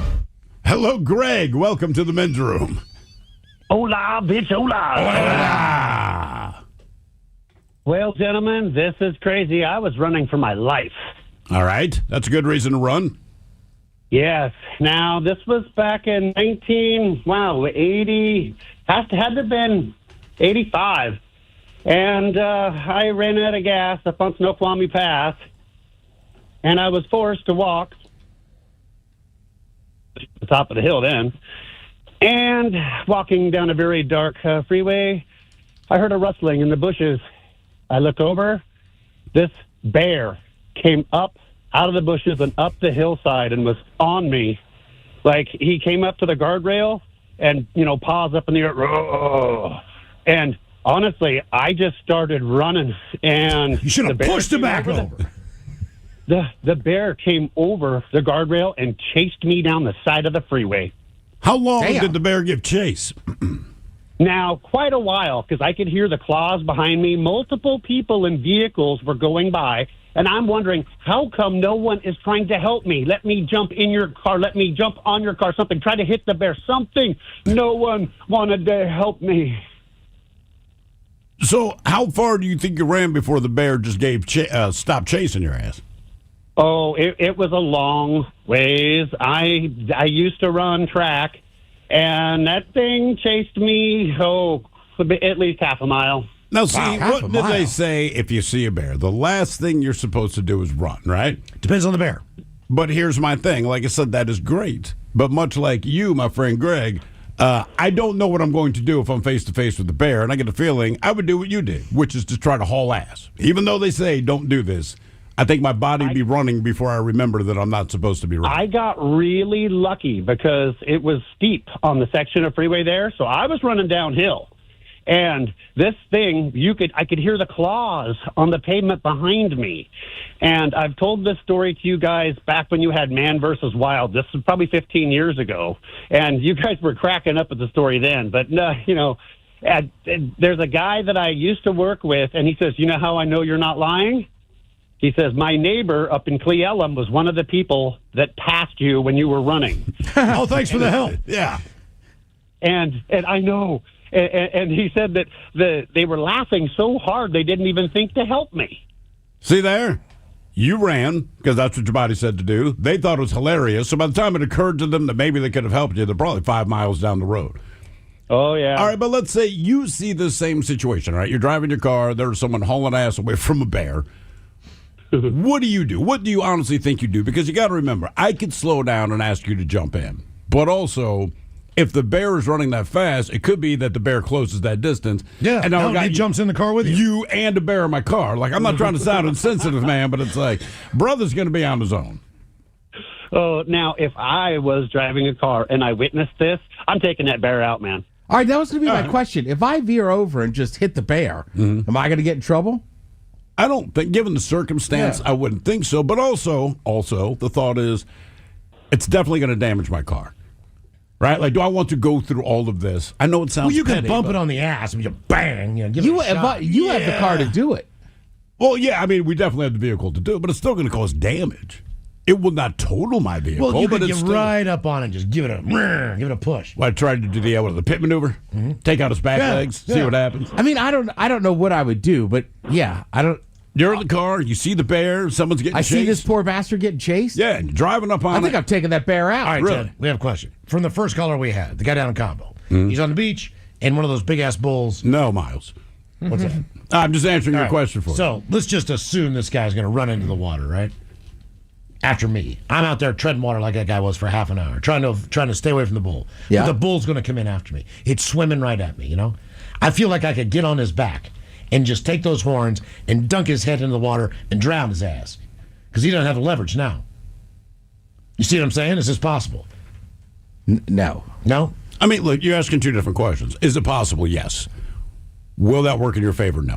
You don't think so? If I'm a betting first man, of all, you've taken a story and now the bull is swimming. He's swimming. So he comes after me and gets in the water. But say the bull, the ridiculous bull is swimming, and you have somehow gotten on its back. Yeah. I think that's the last time we see you. Because he's not going to bite me. See, he needs that. He needs those horns. He has no leverage. I mean, in theory, he could just swim out and then buck you. I mean, he can still buck you. He's got 5,000 pounds. He's like this. Look at the other hand. Then he'd buck you off sooner. Then I'm going to get back out. Take that head down. Just drown his ass. No? Yeah, you're going to. Or what if you both get bit by a shark? That would be awesome. He was on a bull's back. Could you imagine? They were both taking the great white just comes up. Just a feeding frenzy. 18-footer. Bang. What was the most memorable reason you were running? 206-803-ROCK. I guess it's wet aged. Yeah, wet aged beef. Yeah. Hello, Derek. Welcome to the men's room. Hola. Hola. So it was about 13 years ago, in my prime of 22, attended a nice little house party, got extremely drunk, and in spite of my girlfriend at the time's best advice, I decided to jog home, which was about 10 miles away. Did you make it? Oh, I did. It was about an hour and a half in when I started sobering up and was not very far that I realized how big of a mistake it was. Was this a call because you were too drunk and you didn't want to drive, or were you just hammered and like, I'm going to jog home? It was more I'm hammered and I'm going to jog home. I don't care. She even pulled up beside me on her way home and offered me a ride. I'm like, fuck it. Once again, bedroom colors, here are the 7 words you can't say on the radio. Sucker, mother, and Please keep those words in mind when calling. Now, back to the program. In defense of him, I have covered a lot of miles being inebriated. Sure. But never did I run. No. I was just like, look, I'm in for the long haul. I'm mad and I walk, but I'm not running. That's exactly right. I've probably walked at least 8 miles home one night. Sure. Because I know where I was up on Aurora. And I walked all the way home in flip-flops. Problem was when I got to Green Lake, my flip-flop blew out. Right. But that was an interesting walk down Aurora. I mean, I'm way up, way past the Home Depot. Like I'm up on top of the bridge. I'm way up there, like where the skating rink is, where the ice skating rink is. I mean, I'm up there, and I walked the whole way home that night. Yeah, sometimes you get that angry. Yeah, just like, and it's just better. Yeah. Do you think that guy always sounds like creepy? I don't know. He sounded kind of creepy. Hey, kids, gather around. I got to read Goodnight Moon and make you uncomfortable while I do it. Miles, that's a long walk, but I don't think people... 10 miles is a long distance. Oh, it is. I don't think it's even 10 miles. You think it's even 10 miles to our house? It is about 9 for you, 9.5 for me. All right. And I don't want to do... I've done that From once. here, yeah. And Obviously. I almost did. That was one of those nights like, pull over, I'm getting out of the car. Right. I'm walking home. You're not going to walk home. You watch me. Yeah. I'd rather do that than be with you. Exactly. I mean, it's just that I simple. got out of the car and walked my ass home. These are my own You'll have fun. Even like walking around the city when I lived downtown just for like an urban hike. Yeah. And I still don't think I was putting in 10 miles. Probably not, but at least when you're doing an urban hike, it feels more voluntary. It's voluntary. You could stop and get a beer somewhere, get lunch. When you're just pissed, you're just walking. And in the back of my head, I thought, you know what? I can always take a bus. Yep. I have my Orca card on me. I can always get a cab. I can call an Uber. I started walking. I'm like, you know what? I'm just going to keep walking. I need to walk. Like, I don't need to be. I don't need to be in somebody's car. What was the most memorable reason you were running? 206-803-ROCK. Hello, Brendan. Welcome to the men's room. Hola. Hola. So I had a fun time back in high school. This was the year I was a senior in high school, and we were at a house party down the street from one of my friend's house. So we're all over there, and everyone's having a great time. And then all of a sudden, lights start showing in through the front windows. Lights are coming down the back of the sides of the houses and whatnot. And we're like, oh gosh, we got to get out of here. And so me and my buddy, and I forgot to mention this earlier, I was still wearing a neck brace. I had gotten ejected from a car wreck and broke my neck. Jesus, man. I'm still wearing my neck brace. I'm about 3 months into the healing process, which only took about 4. But I digress. So we jump over the fence at the back of the yard, and we are greeted by 2 gigantic Rottweilers. Oh. And they start charging us, and so me and my buddy go and jump over the other fence into the side of the buildings.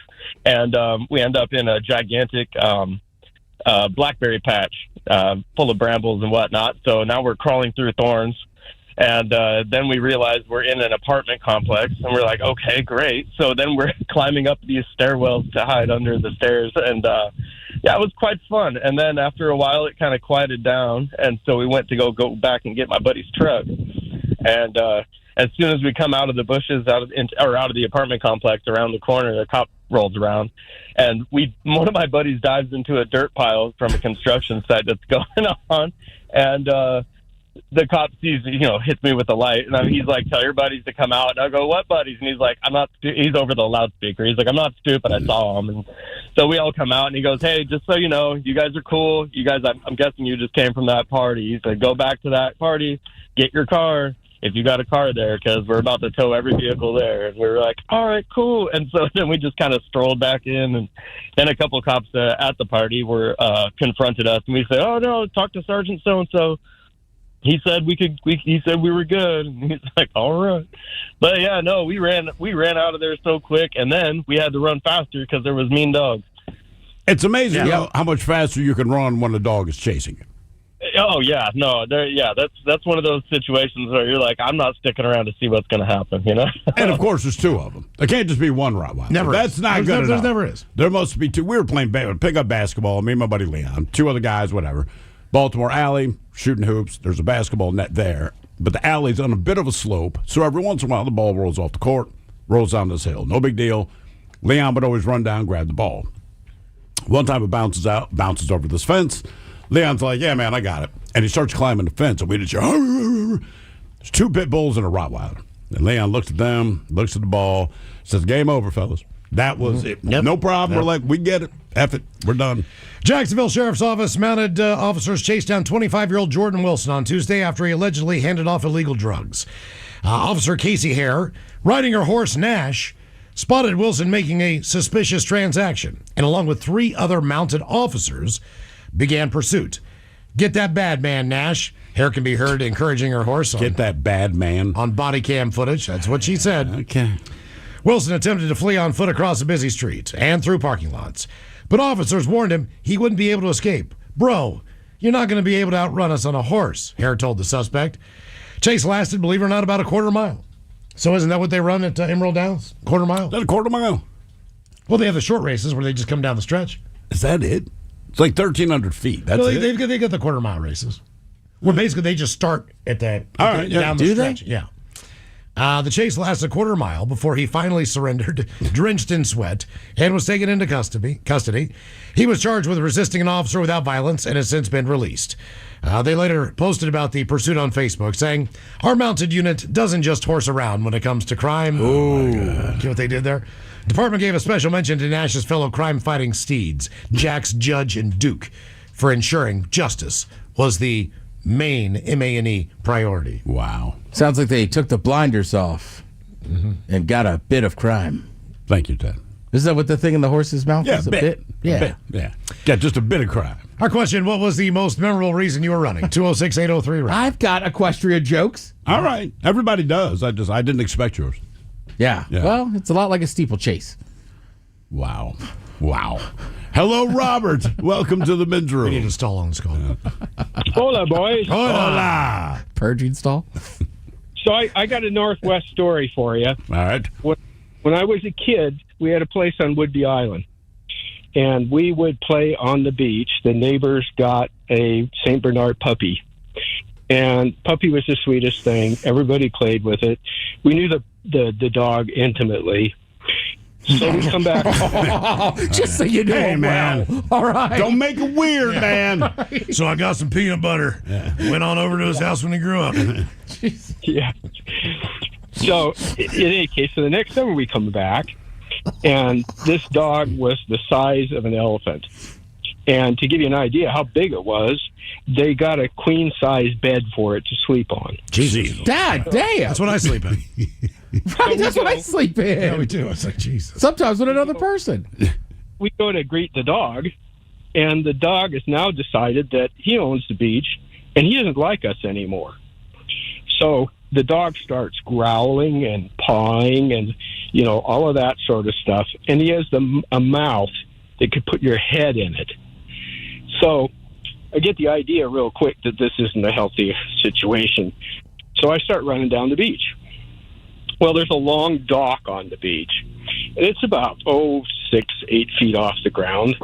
And so I figure, okay, I'll just jump up on the dock, and that'll lose them. No problem. Nope. The dog jumps up on the dock.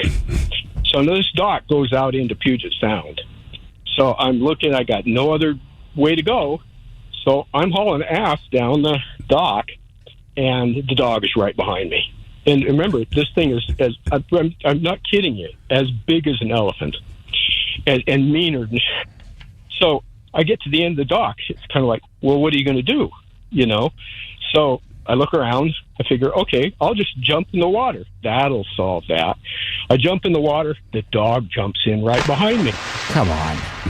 So now I'm paddling like out to sea as fast as I could go. And I got to tell you, I played soccer and baseball as a kid. I was a healthy kid. I was hauling ass as fast as I could go. And this dog is right behind me. And I'm like, what am I going to do? I mean, he's going to eat me. Well, he grabs my T-shirt, rips it off my back, turns around happy as a clam and swims off. What? And I'm out in the middle of Elliott Bay, Yeah, it was an experience. How cold were you?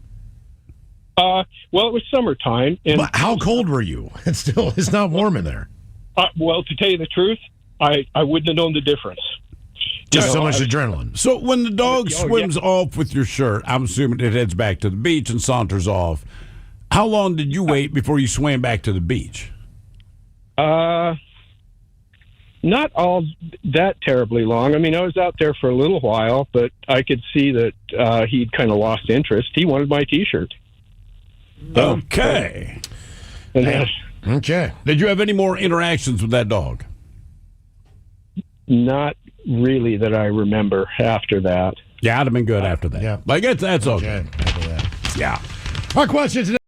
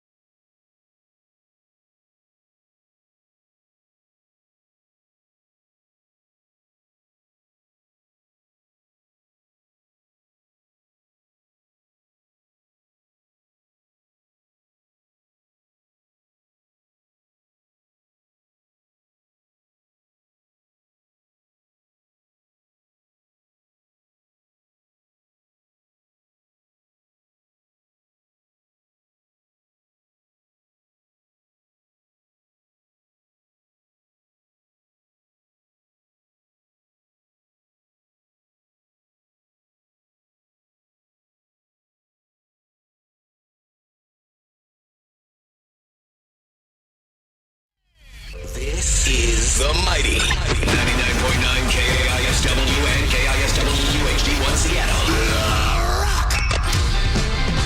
Always live on the free Odyssey app. Text the guys at 206-803-ROCK from the Pinky's Plumbing Studio. You're in the men's room. All right, coming up at 4:30, your guess is as good as mine. Our categories: the cities with the most expensive groceries. Yes, you're living in one of them. And the states with the biggest obesity problems.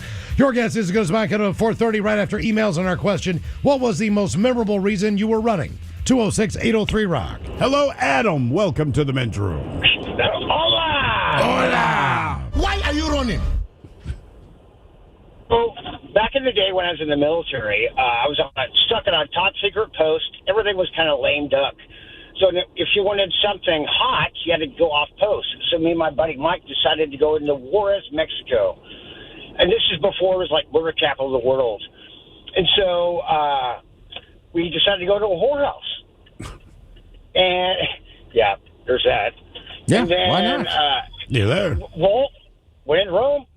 So we went to this place, and at the time, this whorehouse had these umbrellas, and each one had a number. So what they had to do is number that you can call that area or that person and try and make a deal. So we made this deal with this gal, and that's also at the same time I found out that my friend Mike had like the smallest thing I've ever seen in my entire life. Yeah, Mike. Like a micro. And so, why is Mike catching straight? Wait, hold on. Because you can't believe how small Mike's penis So I'm going was. to say that you decided to split the difference on this. So you both were going to be with it. We did. That's part of the Eiffel Tower. You don't talk about the other support systems. Yeah, man. I have not talked about him in 30 years, so I think I have the right. Yeah. You just can't believe how small his penis was, Ted. That's all. Shocking. Micro. Yeah. Well, the rumor spread around the barracks, so that's another story. Because you told everybody. Who else could have spread that rumor? You're the only one in there. There's 3 people. You're the only one that tells everybody, hey, Mike's got the smallest penis I've ever seen. Come on, man. I couldn't even believe it.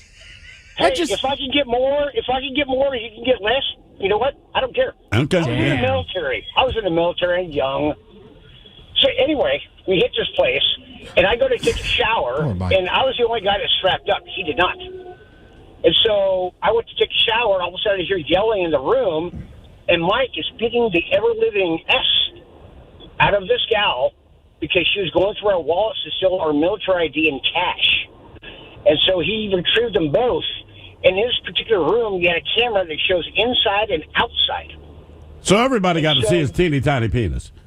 Oh, so basically at the door, so you can see who's coming in or who's coming out. All right. And so Mike just beat the crap out of her. She's on the floor bleeding. I was like, dude, we need to get out of here. So we basically just put on shoes, T-shirt, boxers, military tags, grabbed our crap, went down the fire escape like nobody's business, and just ran down the main boulevard. Now, between Juarez and El Paso, they have this thing called the Freedom Bridge. Yeah. And so we were just hauling butt with, I believe, still at the time, it was a Zeta cartel or something like that, but definitely a Mexican gang. And they were chasing us with 45s and whatever else. And all we had to do is hold out our blue cards as we hit the Freedom Bridge on the El Paso side, which is Fort Bliss, Texas. It said, green card, green card, green card. And all of a sudden, everybody locked and loaded and whatnot. We just ran across super fast. It's like, Mike, I will never go out with you ever again. You almost got me killed. That is a reason to run. Not a guy with a dog and a T-shirt or something. I've heard all the great stories. Those guys did not run for their life. I was running for my life. With your best friend with a small awesome. penis. With a micro my penis. friend Mike Bickley. Mike Bickley with a small penis, yes. Wow. Jesus. Well, I'm not even sure if he's alive anymore. The guy You know why?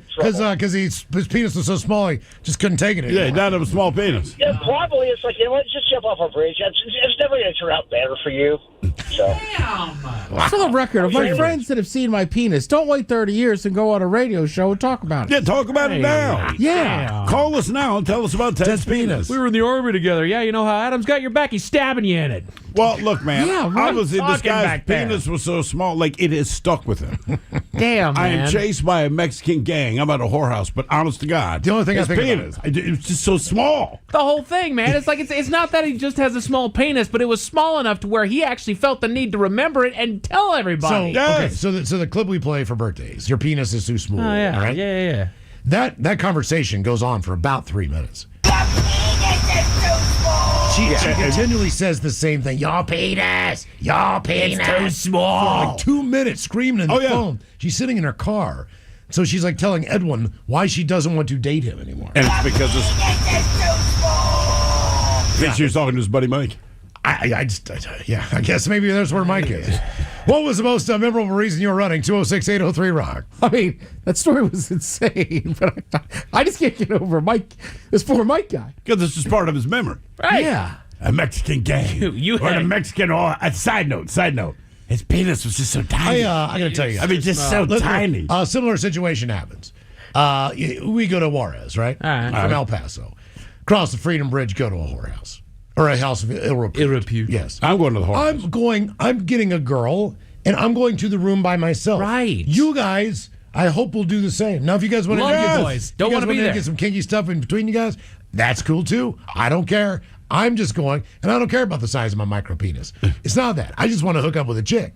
See, I do. So that's all. You care about I the care about the micropenis. size of my micro penis. I'm out. Well, that's where you should go with the other Mike. You'll look bigger. Yeah. That's right. I mean, Hey, Mike, come here, buddy. maybe that's Big why I Mike, did it. Big just Mike, so- Little Mike. Yeah. What was the most memorable reason you were running? 206-803-ROCK. Shack up with me and the girl. There we go. Yeah. I would never think like, hey, Ted, why don't you come along with us? Right. That would not be my MO. You know how we're here together all you the time. got money, I got money. We know we're coming Is that over a here. whorehouse in Juarez? How much could it possibly cost? Hey, come on. That's I like don't the know. Dollar General, man. I mean, like, look, you can Well, afford this on The your strange own. thing about that area is people do business there all the time. Sure. Americans and Mexicans, they cross that bridge all the time to go to work and everything else. At night, they say it's a little bit questionable if you are on the other side. Sure. But other than that, it's supposedly not the most dangerous place to be during the day. Yeah, I think a lot of places are like that. Yeah. I mean, like during the day, sure. Correct. Sun goes down, weird things happen, man. No, yeah. I mean, look, right. I have been to neighborhoods that is fine, but I wouldn't go to it at night. Right. Then the sun goes down, like, gots to go. Yeah. I mean, Southeast DC has always been like that. Mm-hmm. Right? We were dropping a kid off, we're hanging, and he's like, you better leave. It is almost like the sun's going down. It's almost like a movie with vampires. Yeah. They're like, hey, man, when the sun goes down, the vampires come out, right? Yeah. Like, it's the same premise. Like, you can come to this neighborhood, but dude, seriously, the sun sets at 5:58. And most, Be of gone the, by time, most of the time 5:55. with that, apparently you don't even need the bridge because the river's dry. You just walk across the riverbed. Yeah. That's what I've heard. I mean, there's even certain sections, right? Like, 3rd is never great.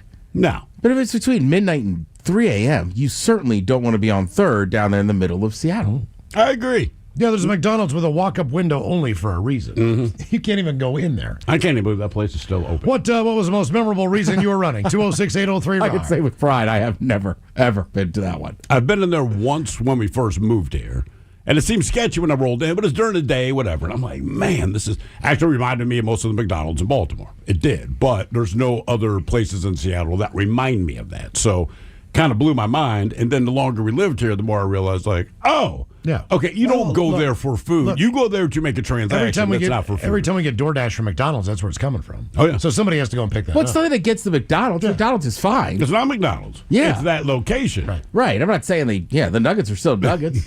If you order them. Just like Mike's little tiny nuggets. What was the most memorable reason you were running? 206-803 Rock. Hello, Logan. Welcome to the men's room. Micro. Hola, bitches. Hola.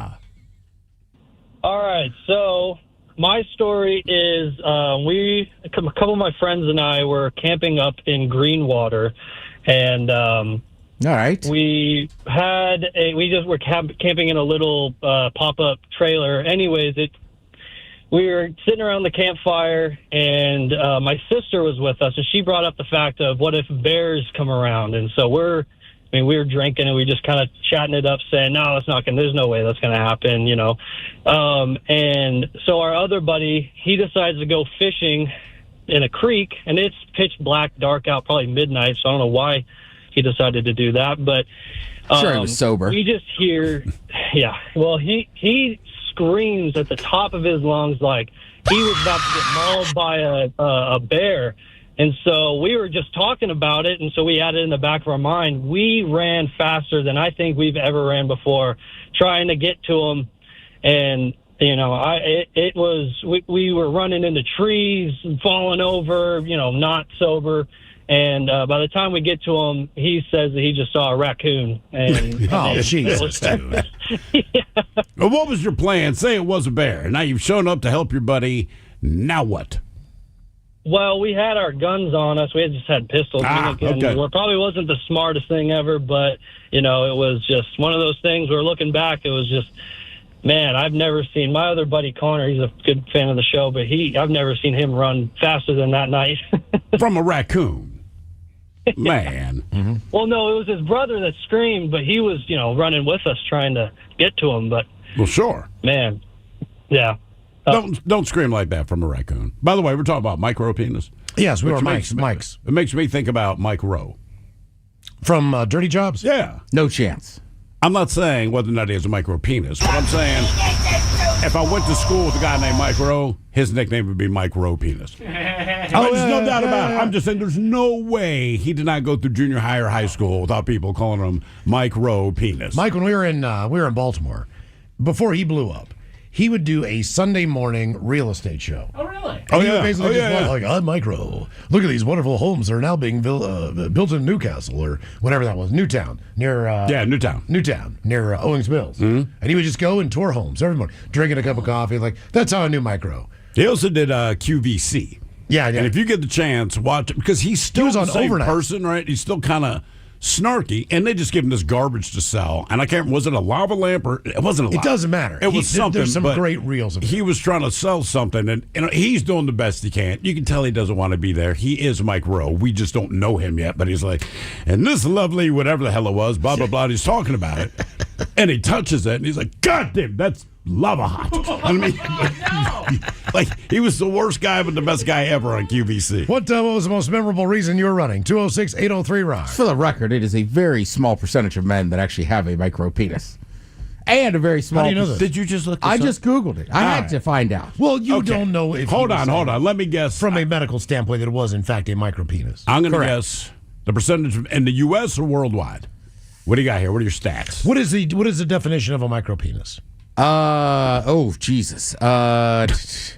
Micropenis penis less than 2.5 centimeters, about an inch. Oh. So like an inch or smaller. An inch is like 3 then centimeters, you'd have to have like bro. a nub. I'm going to guess 4%. 4% It's of a not micropenis. even that high. 1.5%. It's like 1%. Wow. Not only do you have a micropenis, and then like it's you're only really 1 alone. to 2% of the population they say that are over 7. So most of us live in that mid range, even though we don't want to admit it. Right, but yeah, micropenis. Look, if you say what percentage do you fall in, the over 7 or the under 1? The guys over 7 are like, yep, I'm in the minority, man. I got to I've been in a decent amount of locker rooms. Yeah. I've been arrested. What did you do in this locker room? No, as far as seeing penis, get arrested. Yeah, see, Mike's reading the stats now over my shoulder. This sound horrible. So I've seen a few.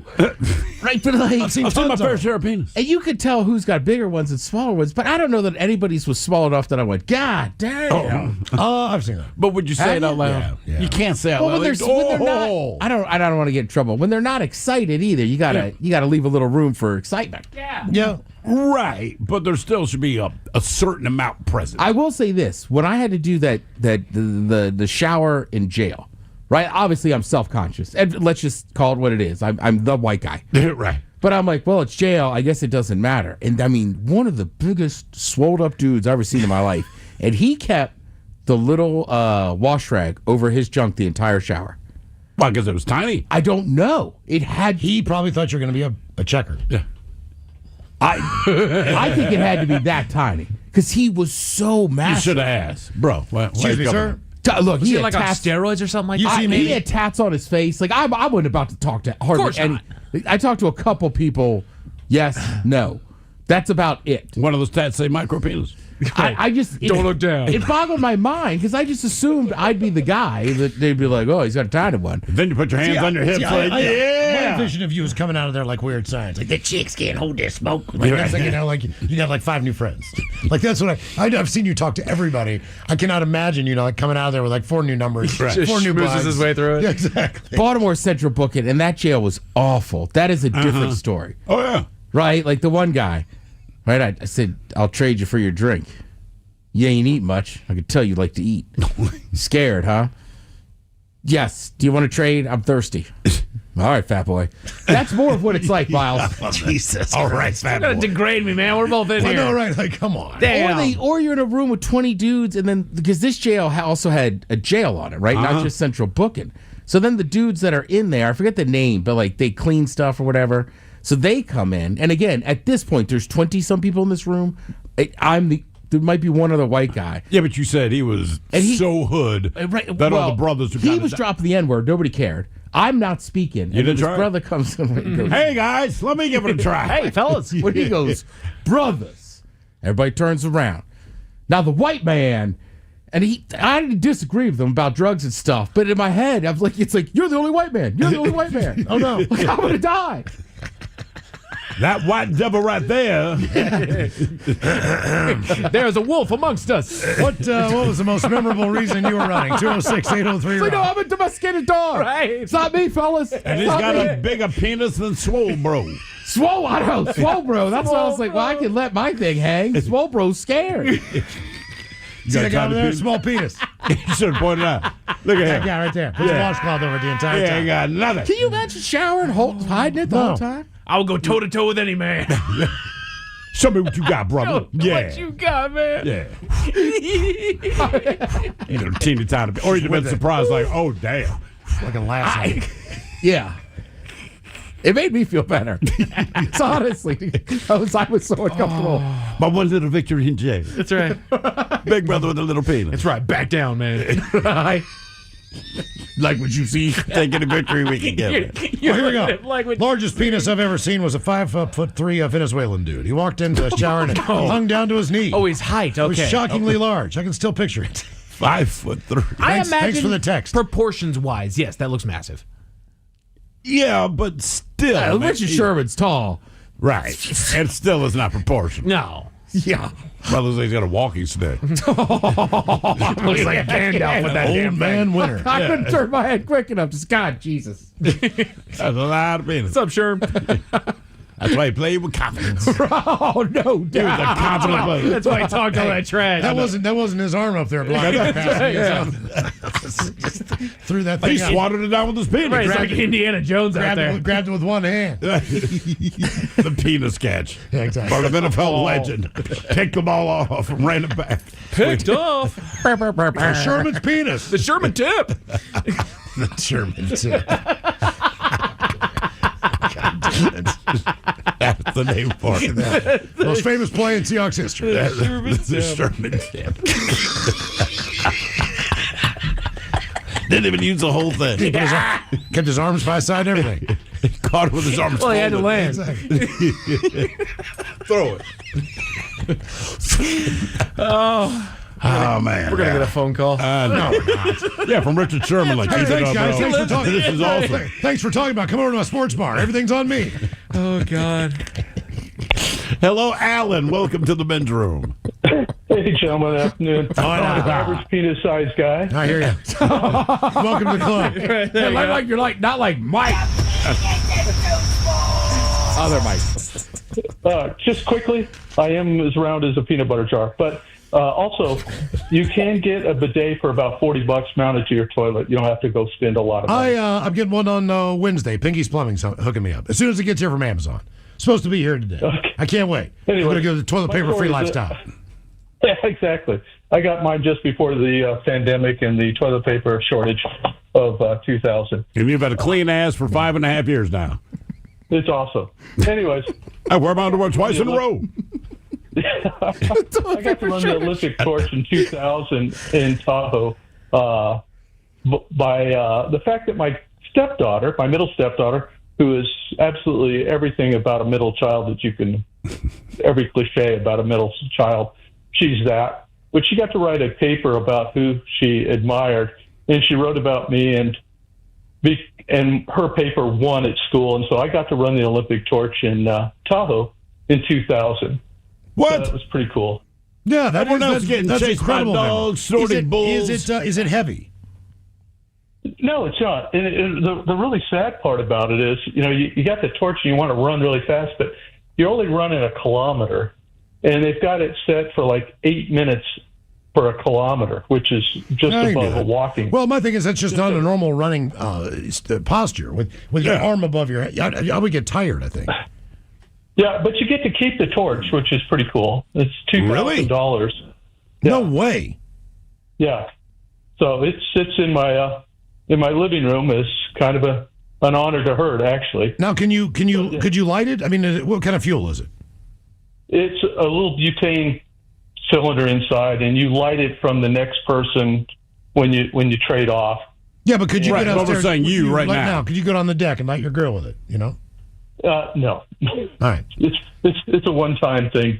I'm pretty sure. Oh, really? And I'd light everything with it. Yeah, I get just like think about it this way, like just recharging a light, like a Zippo. Yeah. There's got to be some kind of fuel you can go in there. Just saying something. Hey, brother, you got to light. Like, yeah, hang on. Let me get my Olympic torch. It's not like there's a on and off switch for it. It's just they do something magic about it, and they go, okay, light it, and you light it from the one that you're getting it, receiving it, and then you do the same thing when you hand it off. Yeah. And then you're running with somebody who's a pacer that keeps telling you to slow down because you're really kind of, even though it's cold and dark and a little snowy, you still have all this energy, and you're like, just slow down. You're ahead of schedule because they've got a plan for your life, and you can't run too fast or too slow.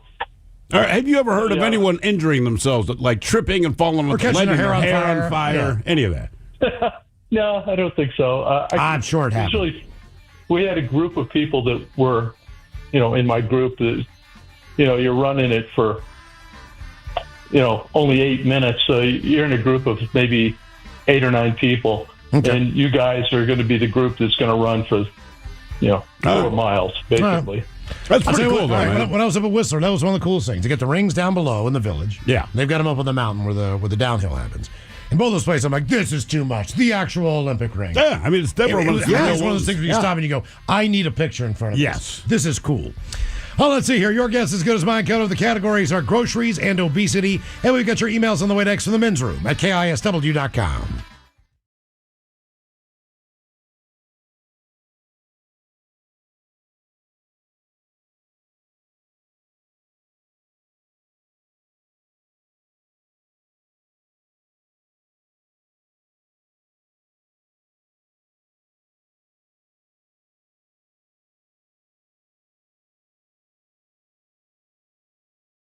Making headlines, only 3% of parents with ugly children recognize that their children are in fact ugly. But first, we start today with the study out of MIT. According to the study there, they've determined the toughest tongue twister in the English language. MIT. is studying tongue twisters. It would seem so, yes. Yeah, no wonder it's such a tough school to get into. Come on, man. Point taken, Felix. Nevertheless, MIT conducted a study and determined the toughest tongue twister in the English language. She sells seashells on the seesaw. No. How can a clam cram in a clean cream can? No. I saw a kitten eating chicken in the kitchen. No. He threw 3 free throws.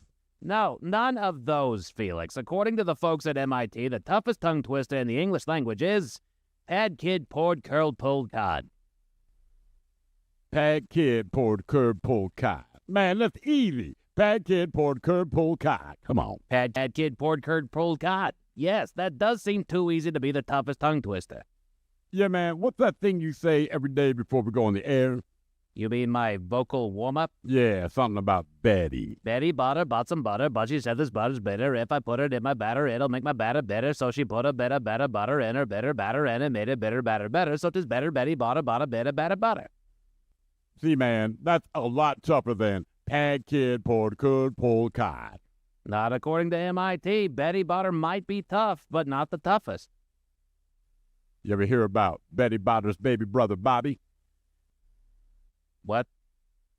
Betty Butter is a tongue twister, Felix, not a real person. Nah, man, Betty Butter had a baby brother, Bobby. Oh, here we go. Betty Butter had a baby brother? Bobby, man. Betty Butter had a baby brother, Bobby, whose baby had a bigger belly than Bobby Butter. Baby brother Bobby Botter's baby belly was bigger than baby brother Bobby Botter's belly? That's what my Uncle Julius told me, man. Your Uncle Julius knew a Betty Butter? Yeah, man, it said that Betty Butter was always bitching about a bit of batter, but her baby brother Bobby's baby boy Benji, his belly was bigger than baby brother Bobby's belly. I don't believe that. What, the baby Botter's baby brother Bobby's baby had a bigger belly than baby brother Bobby? No, Felix, I don't believe any of it. It's just a tongue twister, not a biographical account of a real person. If you say so, Playboy. I do. Anyway, once again, MIT has determined the toughest tongue twister. Okay, I got one for you, man. A tongue twister? Yeah, man. I don't know if you can do it without cussing. As a man who does not use profanity, I accept your challenge. Palm tree, pine tree, country. That's it? That's the whole tongue twister. That's very easy, Felix. A child could say that. Can you say it without using a bad word? Of course I can. Palm tree, pine tree, country. What? Palm tree, pine tree, country. What are you laughing at? Palm tree, pine tree, count. Oh, I see what you did there. This was a setup, Felix. You set me up. I really did, man. I apologize for my vulgar language, ladies and gentlemen. I am so very, very sorry. It was unintentional. We will be back next hour with celebrity birthdays.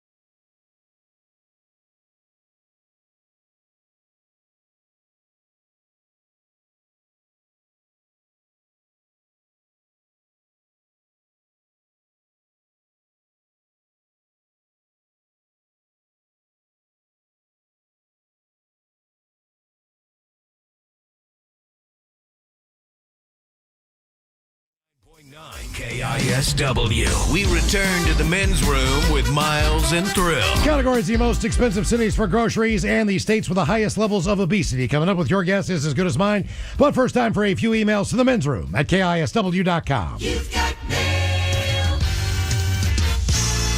You've got mail. One from our running question. Ola Bros, the most memorable time that I remember running was when I was doing some pruning on a tree. Then getting zapped by yellow jackets. They chased me down the roads. Those bastards are mean love. That from Pangea Joe. And fast. At Pangea Gardenscapes. On to the birthdays brought to you by Men's Room Roasted Red Salsa from San Juan Salsa Company. Dip responsibly. You know what? I had some this weekend. Delicious. Did you really? It is. Yeah. It is good stuff. Guys, Javon here from Columbia Falls, Montana, wanting to wish my daughter Anna Rose a happy 8th birthday. Can we get some dirty Germans? No, you can't get the dirty Germans until the kid is 18 years old. Come on. But she's doing great at her first year homeschooling. Mom and Dad are so proud. Maybe a couple dad jokes. Thanks, guys. Let's see here. Okay, I've got some dad jokes. You guys have probably heard them, but they're suitable for an 8-year-old. For an 8-year-old, yes. Okay.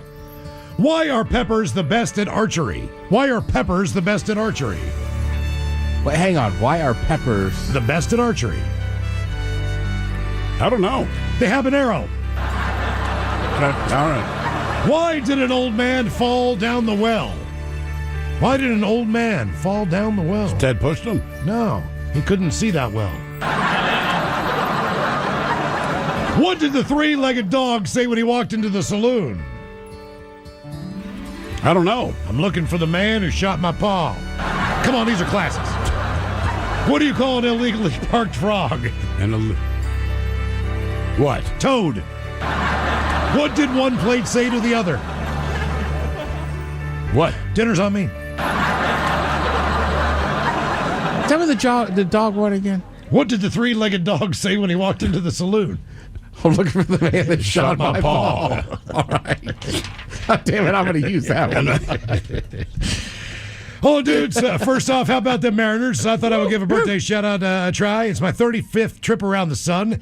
Since my last name is Unrein, pronounced Unrein, means dirty or unclean in German. Oh, damn. Can I get the dirty Germans advice on what to expect now that I'm halfway to 40? Thanks for all you do. That from Jacob.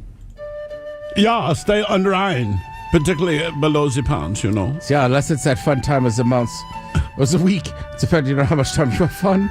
Yeah, just use a bidet, but sit backwards. And all of y'all is my incredible husband, Zachary, pronounced Big Zexy, is turning 36 today. Please help me wish him a happy birthday with you, your girl, and your Johnson, and by asking Coke Ted what he thinks about Welsh Corgis. Thanks, guys. That from Avery. You, your girl, and your Johnson. Oh, where are you? Where are you? There you go. I'll tell you what, man, I see a lot of these Welsh Corgis, and they give me nightmares, all right? Tiny little legs, long bodies, mostly torso. Look like a Ted Smith guy on the radio. Actually, I like Welsh Corgis. Oh, they always look happy. He looks like a dandy. It does. Like a dandy. Put a little bow tie on him. Here you go. Happy, happy, happy birthday. Happy, happy, happy birthday. Happy, happy, happy birthday to you, to you, to you. Ya's a Dirty Germans brought to you by Men's Room Original Sausage. Available through Uli's World Famous Sausage, mensroomlive.com, and other fine retailers. Schweinefleisch. Thank you, Bob. Let's get a contestant on the line now. For your guess is as good as mine. 206-803-ROCK. In the meantime, as we get a contestant, a couple extra emails. Subject is people being not on the up and up. Dishonesty from Friday. Machola has worked for an escort service. Guy orders 3 to 4 girls. We stayed up for about 5 hours. $300 per hour per girl.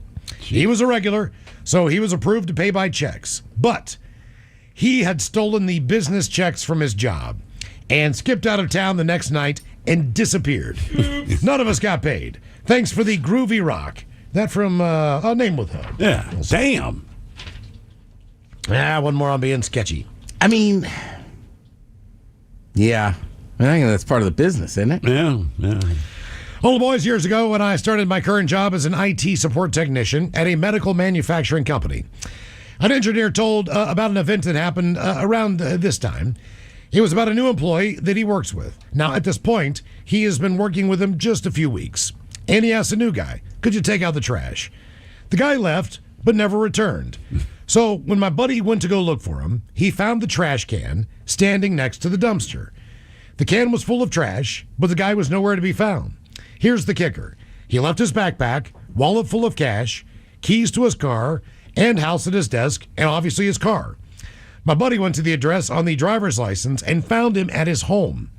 His explanation on why he disappeared was he wasn't feeling well, and he'll pick up his stuff tomorrow, which included the automobile. So the facility is right next to train tracks. I had a safety person on site who got a call about a man walking on and off of the train tracks outside of the facility.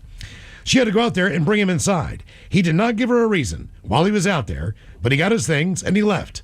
I honestly don't know what happened to the guy because he no longer works there and hasn't for a few years, but something felt off about the entire situation. Yeah. I hope he's okay. Rock on, guys, and keep doing what you're doing, and happy 20 years. That from Jesse. That's a little strange. That is a weird one. Yeah. That's when you're legitimately worried about somebody. Right. I left my keys, my wallet, my bag, my car. Oh, that's the wrong one. Oh, we can do this one. Happy 4th of July. Or we can do the one I meant to. Top below your guess is as good as mine. It's an easy game to play. We get a contestant you pick from one of two categories and try to get as many right in said category before 3 strikes and you're out. Steve, do we have someone ready to play? Your guess is as good as mine. We might. Do you want to grab that or no? Whoever was there dropped. That might be them calling back. I do not know. Someone just stall while Mike runs. Okay. I can't wait to tell that dog joke in my cowboy hat. Are you going to say it? That's Southern drawl? Oh, yeah. And I'm going to, tip my hat up and go, looking for the man to chop my paw. Three-legged dog. Three-legged dog. Oh, yeah. That's going right in the rotation, boys. I'm going to be down in Austin for that F1 race. When is that? In October. Oh, God. I'm going to hit them all with it. Yeah. All right. I didn't realize it was that soon. It's on it before you know it. Categories today, and your guess is as good as mine. We have the most expensive U.S. grocery cities. All right. And we have the 10 most obese states in America. Steve, who is our contestant, ready to play the game? Hello, Christian. Welcome to the men's room. Hola. Hola. Christian, happy Rosh Hashanah. The categories today. Happy Chanukah. We have groceries and obesity. Where are you going to go? Happy Chanukah. Groceries. Groceries. All right. Christian, you know how the game works. Try to get as many right in the category before 3 strikes and you're out. Now, what we have for you is the top 10 cities in the United States that are the most expensive when it comes to grocery shopping. So I think you can guess some of these. I'll give you some clues depending on where you're going on your guesses, but these are the most expensive places where you can buy groceries. Yes, we live in one of them. So if you'd like to start out with only 9 remaining, go ahead and guess Seattle. Yeah, Seattle. Seattle is number 4.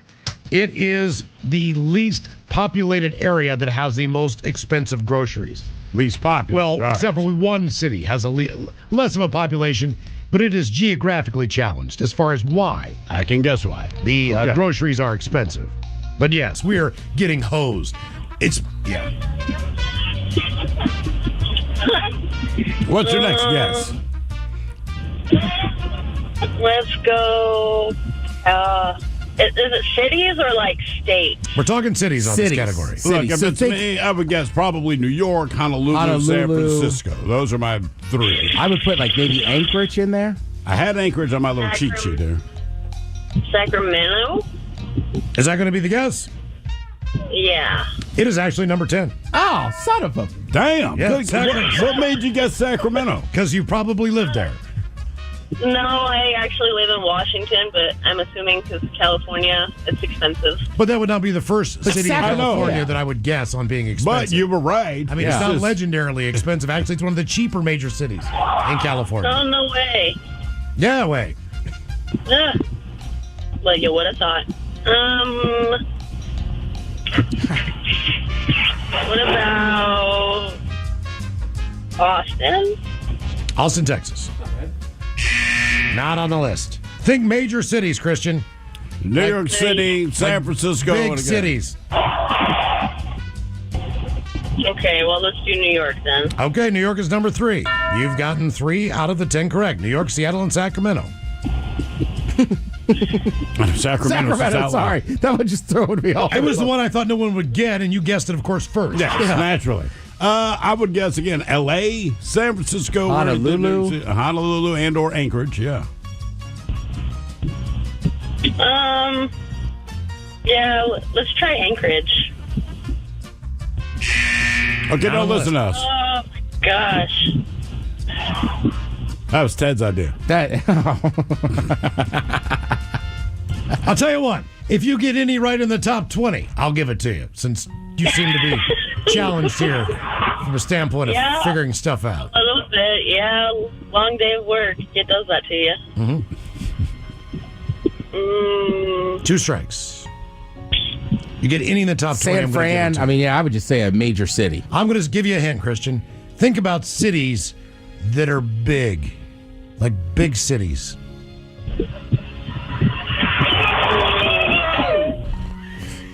Sorry, I got a baby. Good luck to that baby. I hope it's yours. Chicago's a massive city. San Definitely Francisco. it's mine. San Francisco. Big cities. I feel that, baby. Did that kid just scream Chicago? Chicago, that's correct. Number 13. Thank you, kid in the back that can't speak English yet. Okay, so that's how you guess it. Major big cities. Tell him, kid. Yeah, you tell him, baby. I'm sorry. No, it's fine. He's answering the question better than you are. He's getting it. That's okay. I think he said Honolulu. Yeah? Let's go Honolulu. That is number 1. Oh, thank God, kid. All right. Smart kid. 1, 2, 3, 4. You've got 5 out of the 10. You have 2 strikes against you, Christian. I feel like Pittsburgh's pretty big. Pittsburgh's pretty big. It is number 9. I cannot believe you got that. What? Yes, it's got. How is Pittsburgh as expensive? I don't know. I don't know. Pittsburgh. I don't know. Sorry. But it's in the But top 20. she's It's number right. 9. The baby's right. The 2 worst guesses I've heard are Sacramento and Pittsburgh, but you're right. Yeah. Yeah. Duh. You know. Duh. I'm the idiot here. I Duh. admit it, man. All right, 2 strikes against you, Christian. So far, you've gotten 6 out of the 10. Think big cities now. Daughter's smarter than me. Daughter say. What's another big city in California? Let's just go there. Other than Sacramento. San Francisco. Okay, that's number 2. Very good. You are on a roll. Oh, golly, you're hot today.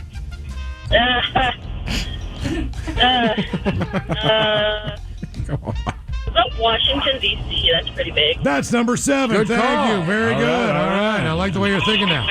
Hey. Now, when you're in the Bay Area and you're in San Francisco, what's the most expensive place to live in that area? It's another city. Got a big tech. California. Got a big tech thing going on. Oof.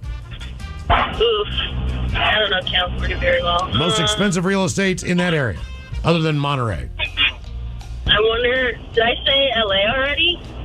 You have not said Los Angeles. I'm going to go with L.A. All right, Los Angeles is number 11. I'm going to give that to you. Oh, okay. All right, so you only need to get one more. Just one more city. Anywhere you want to be. Let's see. What about, I know I said New York, but what about like New York? Like that's a big area. Like the entire state or the city? You guessed the city. New York, we just assumed you meant the city, which Yeah. you got right. I mean, maybe Boston, maybe Philly. They're big, they're close. Yeah, let's do that one. Which one? Philly. Okay, number 8. You are good to go there, Christian. Congratulations. I gave you 10 out of the 20. Oh, she already got 10? Well, yes, absolutely. But guess what we're going to do here? Hey. Can you guys guess the remaining top 10? So we're missing 5 and 6. Missing 5 and 6 on the list. San Francisco. San Francisco's already been guessed. That's number 2. My bad. Come on, Mike. Beverly Hills. But you're in the same area I gave her all the clues for. Right. What else is there? The other big I city don't know right the name outside of it. Chicago. San Jose. Do we say Chicago? Chicago, Yes. she got a 13, yes. Is it San Jose? It is San Jose, number 6. Good job, Steve. Damn. Okay. And northeast-wise, it's always been an expensive city. Boston, there you go. Boston. So the top 10 most expensive cities for groceries. Sacramento, California, number 10. That was a miracle, Christian. Pittsburgh, Pennsylvania, 9. Another miracle.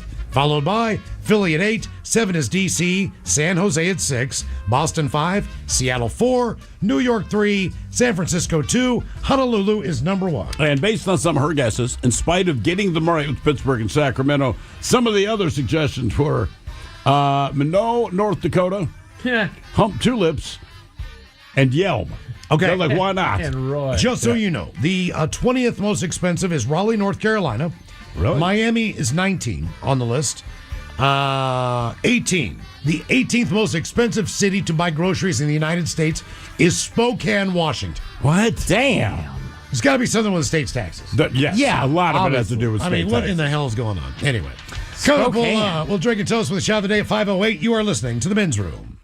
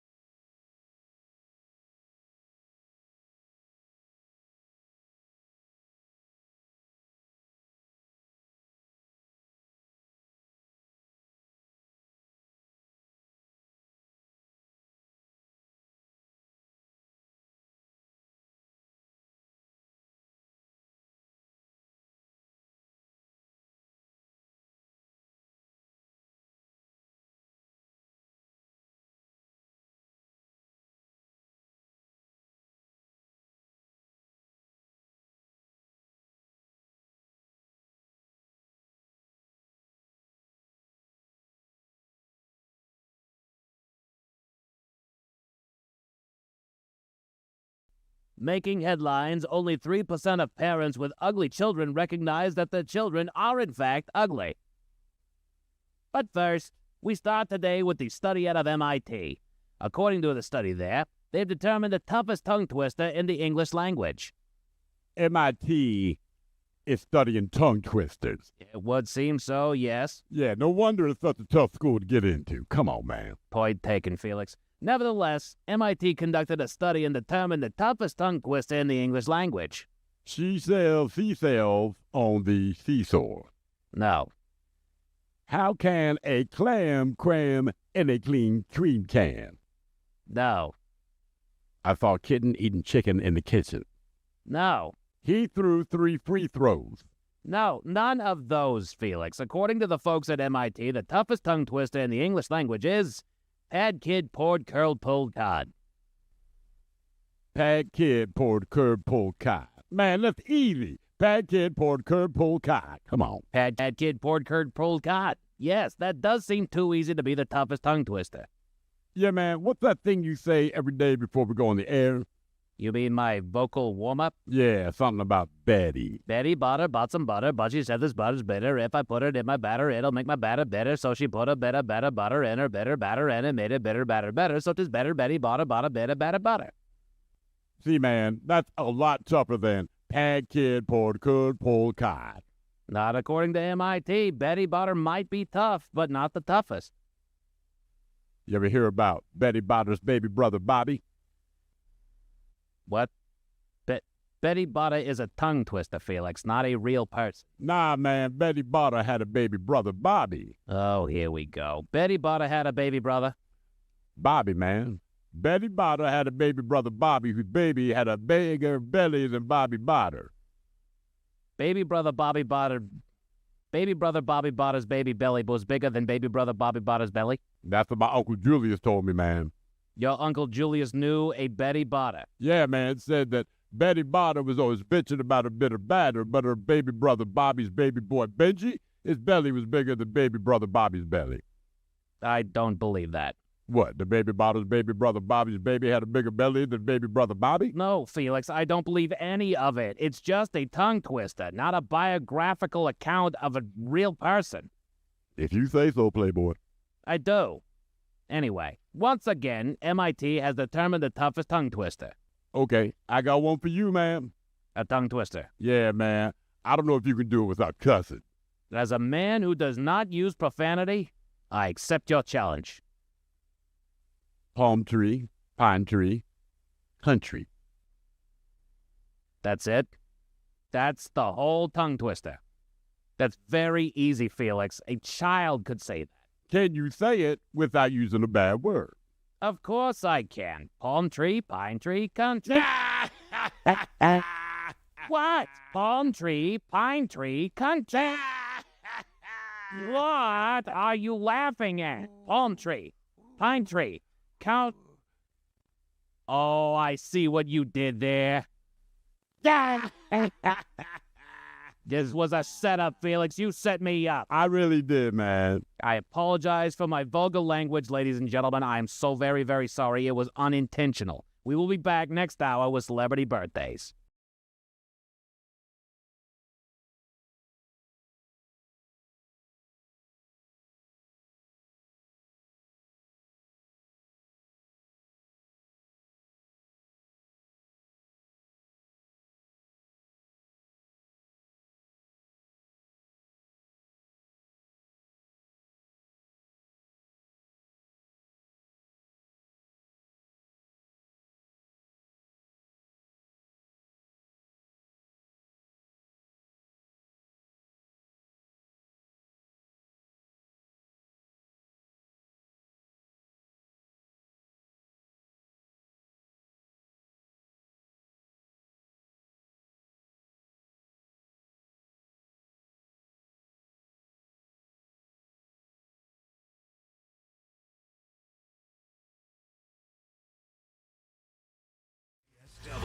The Men's Room returns with Miles and Thrill. Get up here until 5:08. We'll drink a toast with a shot of the day. And we do have your headlines on the way at 5:50. But first, quick check with Mike Hawk and some of the stories and headlines he is not working on. Well, thank you, Miles. Scientists have found 7,000-year-old mummies that share zero DNA with modern humans. Yeah, I read that today. That doesn't shock me just because of how long it's been. I feel like certain DNAs might have died out. That was basically it. They're like from some sub-Saharan group that was there before. Right. Nothing with us. A lot of Neanderthal. 7,000 years old. 7,000 years old. Think about that. God damn, man. A lot can happen in 7,000 years. Yeah, like a whole new strain of human. Exactly. Still, I mean, look, I'm not the science guy, but it still seems like I should share some DNA with that mummy. That's why they find it unbelievable. All right. You know? Mm-hmm. They're just like, Jesus, man. And there's like, I don't know. There's some other group they studied, like, there's some similarities, but it's not exactly the same. But that's... Sure. That is crazy. Yeah. Just think 7,000 years ago, like, oh, no, there were people. It was just different people. Right. Different people altogether. But they make it sound like it's aliens that were there. Right. Like, nah, they're still human. Just, you know. Pfizer is buying the drug company Metsera for roughly $5 billion and hopes to make a push for obesity treatments in the future. Oh, that's the cash cow, man. You bet. Well, I think they're all those guys are looking for pill form. Yeah. So that's the home run right now. Because obviously you have to get an injection. A lot of people don't like to do that to themselves. It's inconvenient to have to go to the doctor and get it done every week or whatever. I wish I could inject every drug. Why don't they make chewables or liquids for people like me that hate swallowing pills? I'd rather inject my blood pressure medicine than have to swallow it. Inject it? Yeah. Damn. Needles don't bug me. Why don't they make human pill pockets? You know what I mean? Like you can do that for your dog, where it's like this little mealy thing that you can put the pill in and squish it in there, and then it makes it taste good. Like, so you're eating a piece of of bacon. Yeah. And in the end, you know. Yeah, I don't. It's just like, you ever try to find like Advil that's not that you don't swallow? No. They don't make it for adults. Yeah. Or beef liver. Can we put that in chewable? Milk Thistle did. Help a guy out. Thank God. I'm sorry, man. I hate swallowing pills. I'm just saying, man, if they could make a chewable that didn't taste awful, that you could like stick into a chicken wing and you just you're good to go. I don't know why they haven't. Right? Like, understand who we are as a people. We like chicken wings. Right. You make something we can just stick in that chicken wing and it's healthy. Done. Maybe you can't make it taste good because we're not responsible enough for things that taste good. That's why you got to stick it in the chicken wing. Yeah, or make it taste like chicken wings. I mean, that is. I will say, we've run into that issue with edibles. Yeah. Oh, yeah. Like I had a friend that used to make like a caramel popcorn. Yeah. That was infused, but it tasted so good, you had to be careful. Oh, right.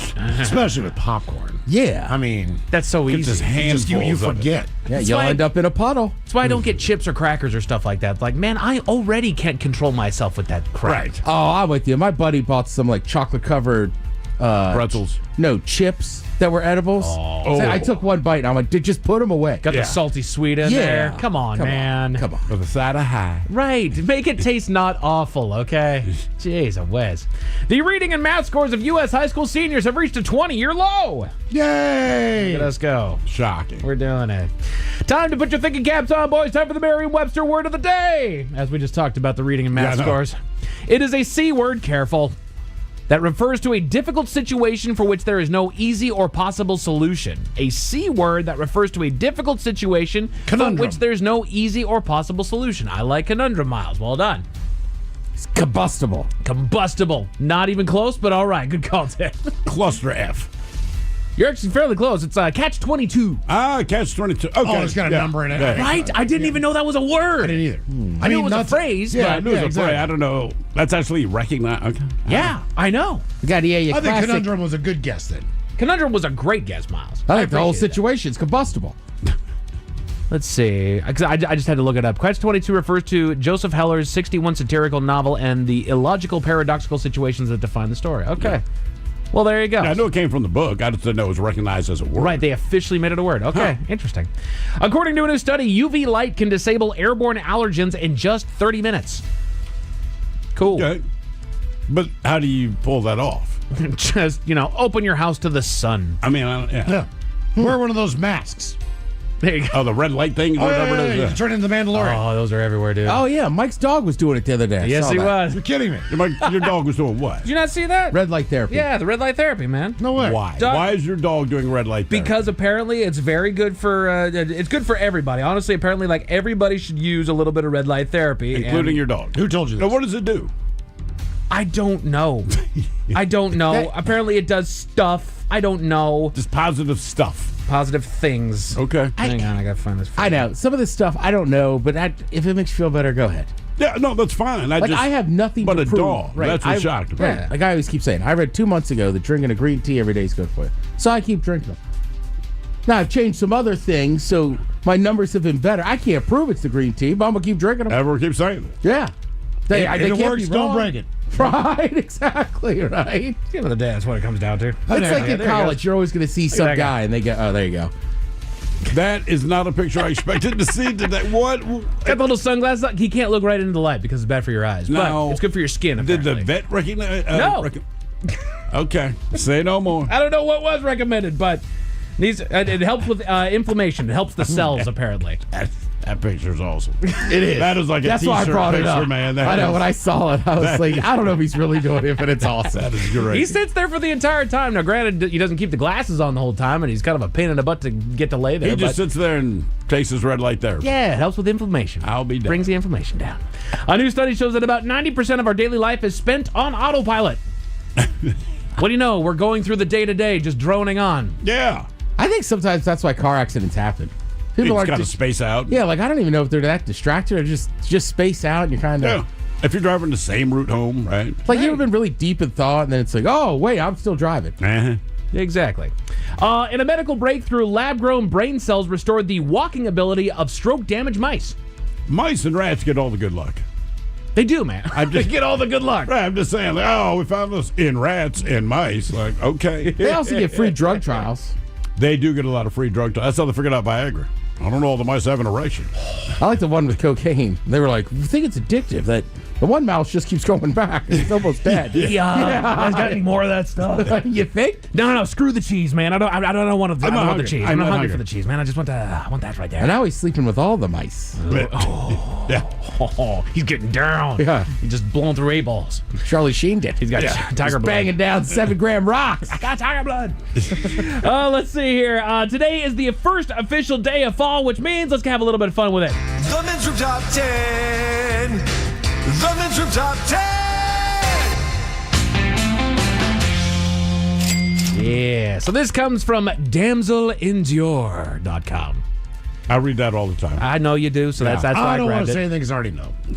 You already know. You've already read it? Yeah. If it's on Damsel, Miles. Yeah. So these are multiple reasons to love fall right here. They've got a whole bunch that are incredibly relatable to the people in this room. It's fall. It's a great time of year. It's something that we can all enjoy. So here's we go. They say autumn is the season to find contentment at home by paying attention to what we already have. Because you're going to be inside. Right, because Why it's don't they rainy. just say it? You're not going outside as much. Right. It's Yeah. not. It's I not mean, even, they're not wrong. It's They're not just- even. It's not just cold either. It's not even that cold. It's just wet. Yeah. I mean, they're just sugarcoating how they say it. But no, they're right, yes. And actually, that's the next one up. Cold rain showers that force you to stay indoors. Which sometimes it's not bad to be forced to stay inside. Sometimes when it's raining outside, you hear the pitter patter of the rain on the roof. It feels good. If I want to be inside, I'll stay inside. I would like the I option think of we're going good enough. outside. We're good without enough here. being If it's raining, we survive outside just fine. Mike's right, though. If it's like early 80-degree day, like you feel like a bum just sitting inside when it's sunny outside. But when it's pissing rain, I guess just got to watch all these games. Farmers markets. Yeah, I've found a liking for farmers markets in the last few years, man. I'm guaranteed to buy honey, and there's always a guy or a woman selling local hard cider. There you go. Yeah, that's true. I'll try one. You never get better flowers, too. You get great flower arrangements, and they're not all that expensive. Also like the nut lady. The nut lady, yeah. Yeah, with like 5 or 6 varieties of different flavored nuts. Oh, yeah. There's the bread gal that's out there. She's got, like, different exotic breads. Yeah, I'll smell your candle, whatever here. Oh, cucumber, I'll buy that. Is that turquoise? I don't know why. I just picture. Yeah, I'll smell your candle. I'll smell your candle. Hay rides. Yay. Hey. Man, we're dipping the bottom of this barrel. Yeah. Thank God fall's here. Whoa. I can go on a hayride. Get on a hayride. Yeah. You ever wanted to sit on an uncomfortable seat on a rickety wagon going through nowhere? It's never a rickety wagon. It's always a flatbed truck. Yeah, I know. It's like somebody's old tow truck. They're driving through a farm. It's like their trailer. This is not a hayride. A horse would be involved in a hayride. Also, PSA, the Seahawks play on a Thursday night this week, so gentlemen, might be your day to go pick apples this Sunday. Correct. Chimney smoke shows up on the reasons why we love fall. Yeah. Man, walking the dog or going out for a walk with the lady when it's not raining outside and you catch that chimney smoke. Sure. That's comfort to me immediately. It's one thing I wish my home had was a chimney in it that I could actually have a fire. It's less I'm on fire, man. Yeah, you know, that's a good call. Out in the yard. Just out in the yard. You can get one of those burn things, like where you can. Oh no, I got a actually brazier. Oh, do you? Yeah. Oh, awesome. I just need the wood. Yeah. I ain't got no wood. Just cut down part of your neighbor's trees. You'll never know. Here we go. 10 reasons to love fall. You can make stew again. It's stew season. Time to pull out the crock pot, Ted. I was going to say, That's good. Yeah. That's the best thing about fall, I think, is comfort food. Yeah. Whatever it is, chili, meatloaf, stuff that you don't want to eat when it's really hot out, when it's, heavy. Right. You know. Soups. I'm with you. I like the chili in the Lasagna. crock pot. You're not big on the crock pot life, Steve? I the guy will that do it likes at a to cook. time. I will eat what I want when I want. I do not like fall. I do not like winter. It is that simple. All of these things I can do, it does not make me like fall. I like football season. I mean, I know. And I am done. I mean, I know that you'll cook whatever you want to whenever you want to. Yes. You're going to eat what you're going to want to eat, and I get Sure. that. But you're not barbecuing ribs out there in the middle of fall. I have. You can still barbecue in the fall, dog. Yeah, I'll tell you. Winter, rain, it doesn't probably work. not, Dad. but fall, yeah. But you should have your other stuff in the crock pot. Exactly. Hey, you're not wrong. Like, man, you're not cooking, kebabs out there or anything. No. Yeah. But no. See that?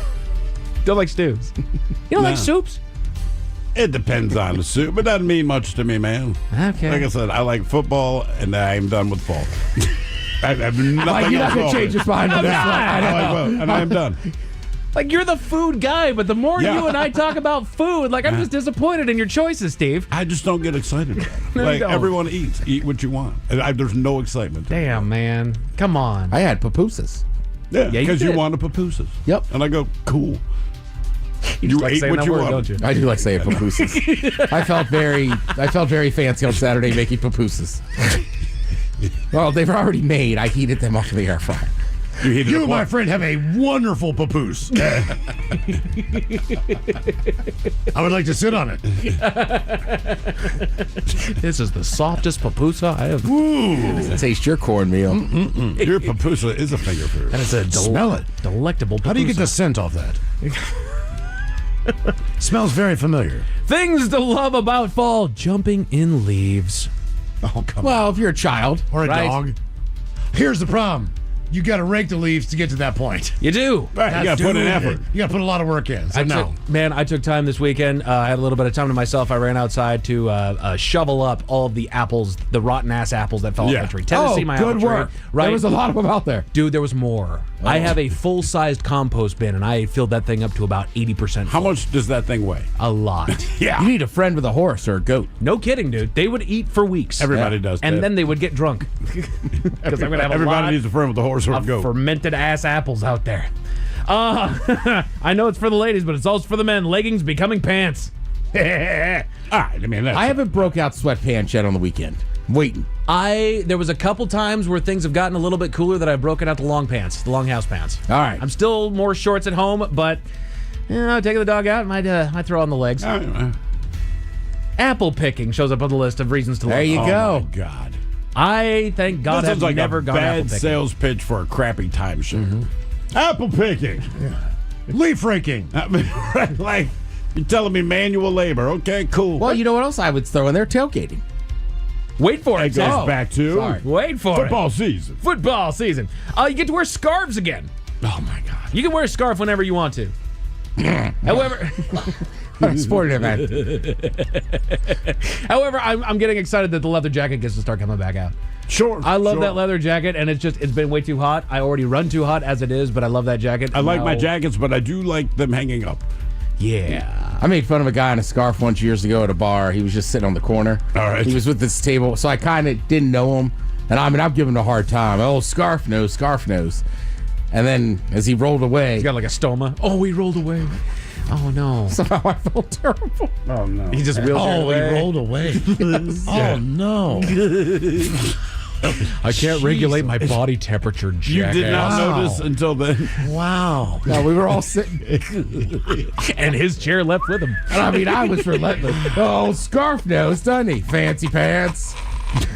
Nice blanket in your lap. Get a little chilly in the wintertime, dude. Right? You pansy. Gets a little nippy after 6 p.m. Pumpkin carving shows up on the list of reasons to love fall. Yeah. If you're a kid. I've been trying to accessorize my house. I haven't decided if I'm going to buy a little pumpkin or a wreath. Buy the little pumpkin. If you don't carve it, it lasts a lot longer. Yeah. I had neighbors, dude, this last year. They left their pumpkins out, and I swear they stayed there till like May. Damn. Really? Yeah, it was, and it was bad. Damn. Yeah. There was other neighbors where theirs were clearly rotted, but they were almost like petrified at some point. Right. But these guys, it was melting on their doggone porch.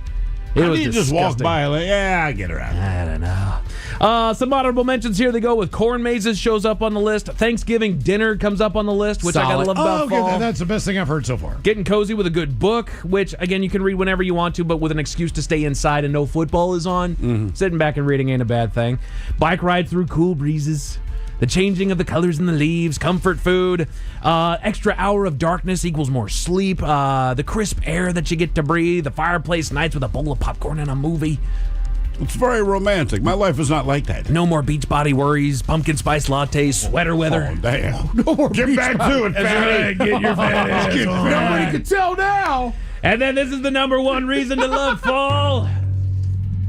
I might have put this out of sequence, but I don't care. Tailgating and football season. Yeah. Okay. Yes. It's just it's that time. You're locking in, you're having fun, you're glued to the TV all the time. This is when sports lovers thrive. Yeah. It's just the best. You got almost every league going. You got preseason for hockey. You got baseball playoffs coming up. You got number one Ohio State coming to the lake on Saturday. Damn straight. Good tip. We might be more excited than the Huskies. Surveillance cameras in Mexico caught a pretty terrifying scene on film, Miles. What'd they catch there, Mike? Tell you about it at 5:50. Thank you, sir. Headlines are coming up at 5:50. In the meantime, have we made it to drinking time? Somebody out there deserves to be recognized. And the men's room knows just who it is. So to you, we say, bottoms up, sailor. You're the toast of our shot of the day. Drink time it is, and as usual, we head to the drink desk and Steve will throw a hill to find out who we're toasting. Yes, indeed. And today we toast 34-year-old Aaron Morrison of somewhere in Scotland. Nice. Now, Aaron attempted to shoplift a bottle of vodka from a local liquor store, but he didn't even try to be subtle. Not like he hid it in his pants. He just grabbed it, ran out the door. And the thing is, no one gave chase. He thought he'd gotten away with it until the cops showed up at his apartment just a few hours later. And it did not take Sherlock Holmes to crack the case because, you see, before Aaron stole the vodka, he'd asked the cashier out on a date. What? And gave her a note with his name and his phone number. He did that first. I don't know if she said yes or no. So wait a minute. Before he robs this place, he writes his name finds her down. attractive. So, hey, baby, you want to go down Miles, Montgomery, reach me at 206, blah-de-de-blah-de-blah. Did he stick a gun in her face? No. Keep in mind, he walked up to her, found her attractive, asked her out on a date. I guess she wasn't quite like no. So then he writes down his name and his number. After that, he made the decision, you know what? I'm going to steal a bottle of vodka. And like I said, he didn't rob her. He just stole it. He just walked out with it. And ran out the door. Okay. Nobody gave chase. And then the cops showed up. But he's like, how did you find me? He's like, well, you gave her this note with your number and your name on it. Yeah. Sounds like an absolute moron. Hey, I see what you did with the absolute. I'll give you one of these. Yeah. Well done. Yeah. Equestrian and vodka jokes. Wow. All right, let's drink. So we pour this booze and we drink this booze because we think it's yummy. Yummy. So over the tongue and down the throat to party in our tummies. Down the hola, bichola. All right, let's get a contestant on the line for Profile This now. 206-803-ROCK. Profile This is next.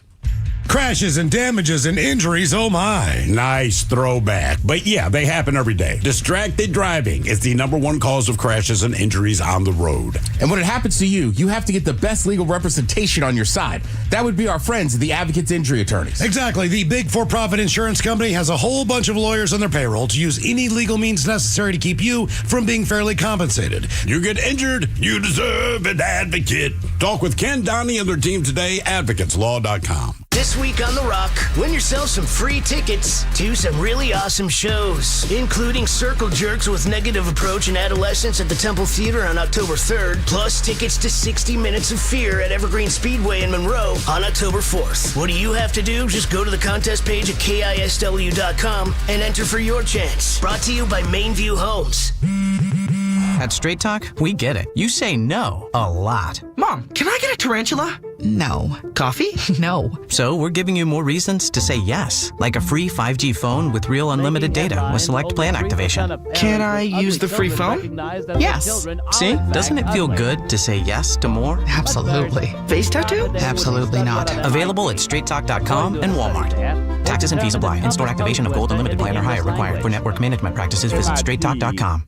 It's our 21st anniversary, and the party is on at Angel of the Winds Casino Resort. Play with your Players Club card October 1st through October 28th to earn entries for our $50,000 truck giveaway. Just 300 base points a day get you in on the action. Then, on October 28th at 6 p.m., we'll draw one lucky winner live on the gaming floor. Join the celebration, feel the excitement, and you might just drive home in a brand new truck. Only at Angel of the Winds Casino Resort. Now. He threw 3 free throws. At Fred Meyer Pharmacy, we make it easy to get flu, COVID, and RSV vaccines. They're available at no cost to you with most insurance plans. No appointment needed. And we're open weekdays, weeknights, and weekends. So come and visit us when it's most convenient for you. Fred Meyer, a world of care is in store. Vaccines subject to availability. No cost to you with most insurance plans. Check with your plan for eligibility. Restrictions and exclusions may apply. See site for details.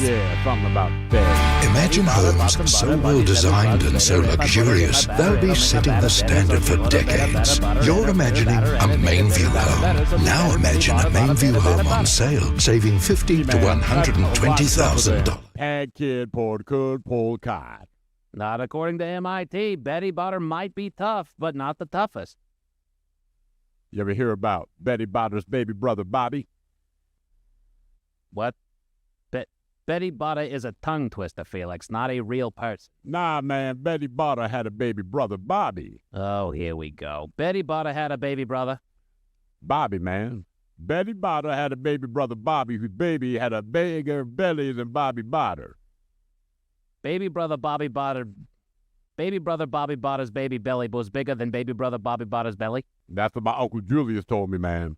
Your Uncle Julius knew a Betty Butter? Yeah, man, it said that Betty Butter was always bitching about a bitter batter, but her baby brother Bobby's baby boy Benji, his belly was bigger than baby brother Bobby's belly. I don't believe that. What, the baby Butter's baby brother Bobby's baby had a bigger belly than baby brother Bobby? No, Felix, I don't believe any of it. It's just a tongue twister, not a biographical account of a real person. If you say so, Playboy. I do. Anyway, once again, MIT has determined the toughest tongue twister. Okay, I got one for you, man. A tongue twister? Yeah, man. I don't know if you can do it without cussing. As a man who does not use profanity, I accept your challenge. Palm tree, pine tree, country. That's it? That's the whole tongue twister. That's very easy, Felix. A child could say that. Can you say it without using a bad word? Of course I can. Palm tree, pine tree, country. What? Palm tree, pine tree, country. What are you laughing at? Palm tree, pine tree, count. Oh, I see what you did there. This was a setup, Felix. You set me up. I really did, man. I apologize for my vulgar language, ladies and gentlemen. I am so very, very sorry. It was unintentional. We will be back next hour with celebrity birthdays.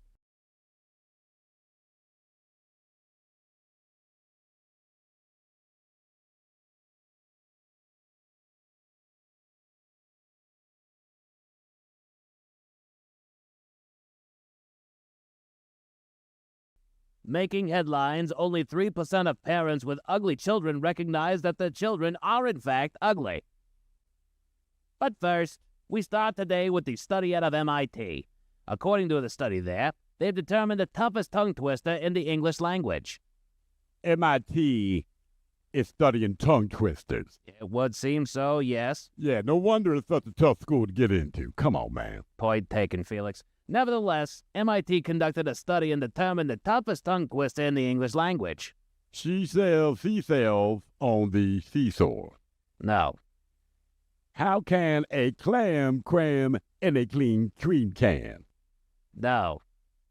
I saw a kitten eating chicken in the kitchen. No. He threw 3 free throws. No, none of those, Felix. According to the folks at MIT, the toughest tongue twister in the English language is Pad kid poured curled pulled cod. Pad kid poured curd pulled cod. Man, that's easy. Pad kid poured curd pulled cod. Come on. Pad kid File this. And Stephen Throwhook, could you please tell everyone on Profile This is Played? Oh, I sure can, Miles. It's a simple game where we share with you a real-life news story. Something that happened right here on planet Earth. Earth. And as you listen to the story, based on the stereotypes you believe to be true of people and the decisions that people make, we'll ask you what it is you think makes the story a story. Our caller Paul has dropped off the line. Thank you, Paul. Damn it, Paul. I know. Classic Paul. It is. So you It three is. gentlemen will be competing against one another. No, I'm taking them down. That's right. We're not competing at all. I don't ever do well. This isn't even a contest. Oh, you're just going to take them out. I'm absolutely going to kill them. All right, you heard it here first and only here. So today you have your choice of one of 3 categories. Today we have interior decorating. Cocky man. Where you guess the foreign object that ended up on the inside of someone. Hit me with your best shot, where you guess the unconventional object that someone has chosen to use as a weapon. And finally today, license to spill, where you guess the substance responsible for Oh, creating look at the me, Ruth. You're calling your shot? Pick it. Hit me. I'm slightly annoyed now. Come on, Mike. We're not losing it. Come on, we got to get this. come on, I'm paying attention this time. I was just trying to make it. I was trying to make it interesting. Yeah, whatever. Give us a question. I'm usually busy right around now, but you know what? Fine. I'll pay attention to the show. You're not going to believe this. This takes place in Florida. What? Yeah, I know. Frying pan. A Florida woman has been arrested for an attack. Investigators say that the battery occurred this past Thursday evening at the OCC Roadhouse Bar in Clearwater. Somehow, Roadhouse Bar and attack sounds like they work together. 48-year-old Crystal Watts, I should point out, she spells the name Krystl, no A or anything. Crystal Watts, she confronted the victim and began attacking him. She then threw a can at the victim. That victim is one Jesse Hammock. Anyway, it struck Hammock in the forehead, causing a laceration. Now, the affidavit does not identify a motive for the attack or whether the accused assailant and Hammock were even acquaintances. But Watts was arrested for battery. She spent a night in custody before being freed the next day on $1,000 bond. Now, the phone number listed for her in the court records, it turns up as an escort service website that includes a variety of explicit photos of her. A recent post notes that, quote, Crystal is back in the saddle and ready to ride. And the online ad, it describes services provided and lists her age as 48. It's located in Clearwater if you're interested or busy. I'm assuming this is a beer can she threw this guy. I just said a can, man. Either way, hit him in the forehead, cut his head. Whatever the case, what did she assault him with before she threw the can? Was it glitter? Was it silly string? Was it a high heel or was it her cell phone? So glitter, silly string, a high heel, or a cell phone. What did the lovely Crystal, who's back in the saddle and ready to ride, assault this man? It's got to be a high heel, right? I'm thinking She's the same an thing. escort. That's what they do. See, I'm thinking she glitter bombed him. What was the last one? Cell phone. Cell phone, yeah. So it's glitter, silly string, high heel, or cell phone. I'm going to stick with my gut, and my gut's telling me glitter bomb. My gut does me wrong a lot, but you know what? I feel it today. I'm going high heel. All right. That's the standard rule. Off, Just to right? beat you, I'm going to say she has lost her mind and threw her cell phone after or before she Well, threw you the can can. you can still stick with high heel if you want. I don't care. No. It could be a tie. No. A tie's a win in soccer. That's a draw. That's a and draw. That's for over a season. This is Okay, today. all right. It's a final. We get a winner. What did she hit this guy with first? Glitter, silly string, a high heel, or a cell phone? We'll find out next. That was a tease. You are listening to The Men's Room.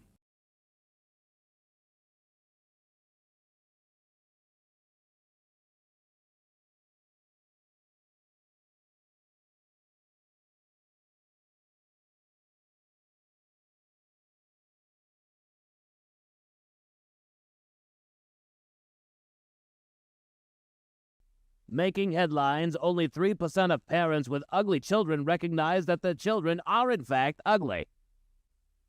But first, we start today with the study out of MIT. According to the study there, they've determined the toughest tongue twister in the English language.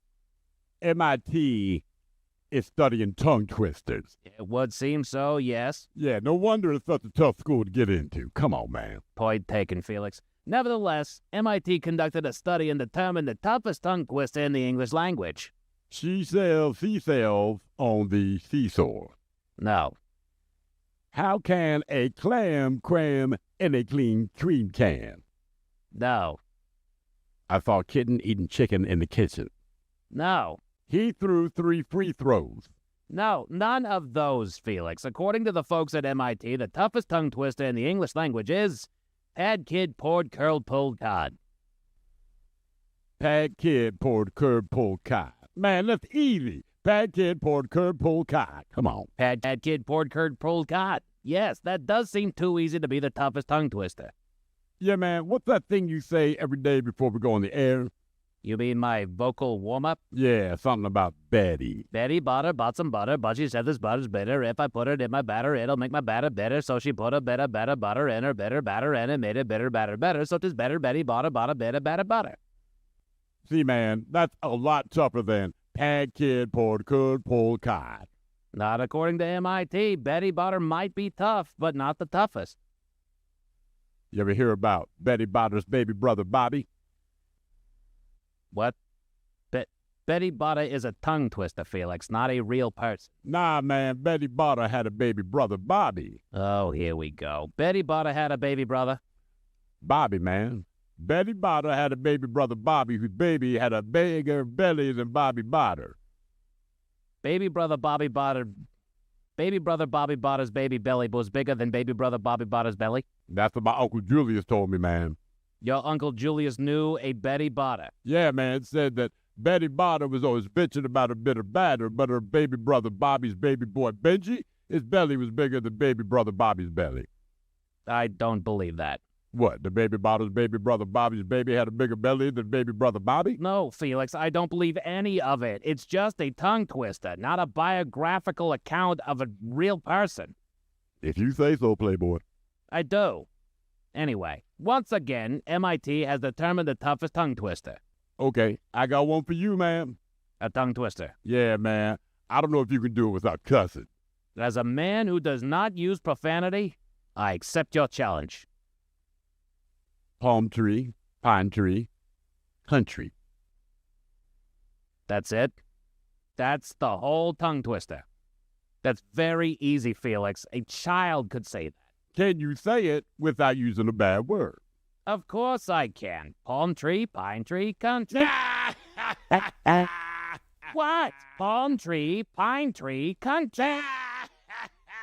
What are you laughing at? Palm tree, pine tree, count. Oh, I see what you did there. This was a setup, Felix. You set me up. I really did, man. I apologize for my vulgar language, ladies and gentlemen. I am so very, very sorry. It was unintentional. We will be back next hour with celebrity birthdays.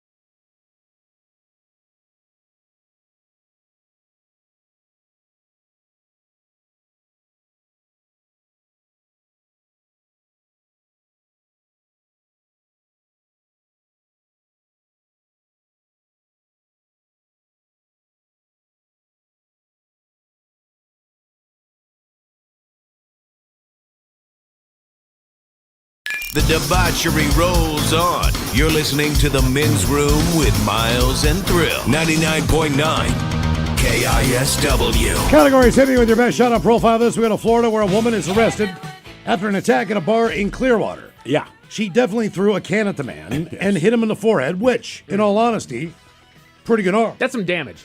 Pretty good accuracy. I mean, it cut. I mean, This is so stupid. Look, I mean, even as far away as we are, right? Yeah. Throwing a can, hit someone in the forehead. Yeah. So it also depends on what the can was. If it was a beer, that's one thing. If it's like a solid can of like soup or something like that, I don't think she's walking around. It's gonna do work. You never know, man. It's Florida. Who knows? She's back in the saddle, Miles. Just pours tomato soup all over her head when she's up there. I think it's safe bet it's like a can of beer that has a couple sips and then she threw it. Okay. Our question is, what did she throw before that? Was it glitter, silly string, a high heel, or a cell phone? Let us start with Mike Hawk. Doggone it! You went with glitter. Yeah. It was not glitter. That means it comes down to the Ted Smith and Miles Montgomery. The only glitter she wears is body glitter. Miles, you went with high heel. Damn it! That leaves you, Ted. You went with the cell phone. What? Silly string? Silly string. She sprayed it with silly spring, but the can she threw was the silly spring can. That's why you couldn't say what it was. So she sprayed his ass, then hit him in the forehead with the can of silly string. I'm sorry, Okay. man. Shoot, What that is makes going sense. on in Florida? I already had Why does she have silly string at a Roadhouse bar? I don't know. I already had a vision of what she looked like. And then when you mentioned the escort service, I was like, that's exactly what You had I a vision of a 48-year-old stripper. Yeah. Okay. Wrong. Very tan. No, Oh. she looks like Billy Idol. Oh. Billy Idol. Oh. She has short blonde hair. You know, it's just kind Yeah. of spiky. Trust me, I saw her mugshot, and then I found out she was an escort. I'm like, for who?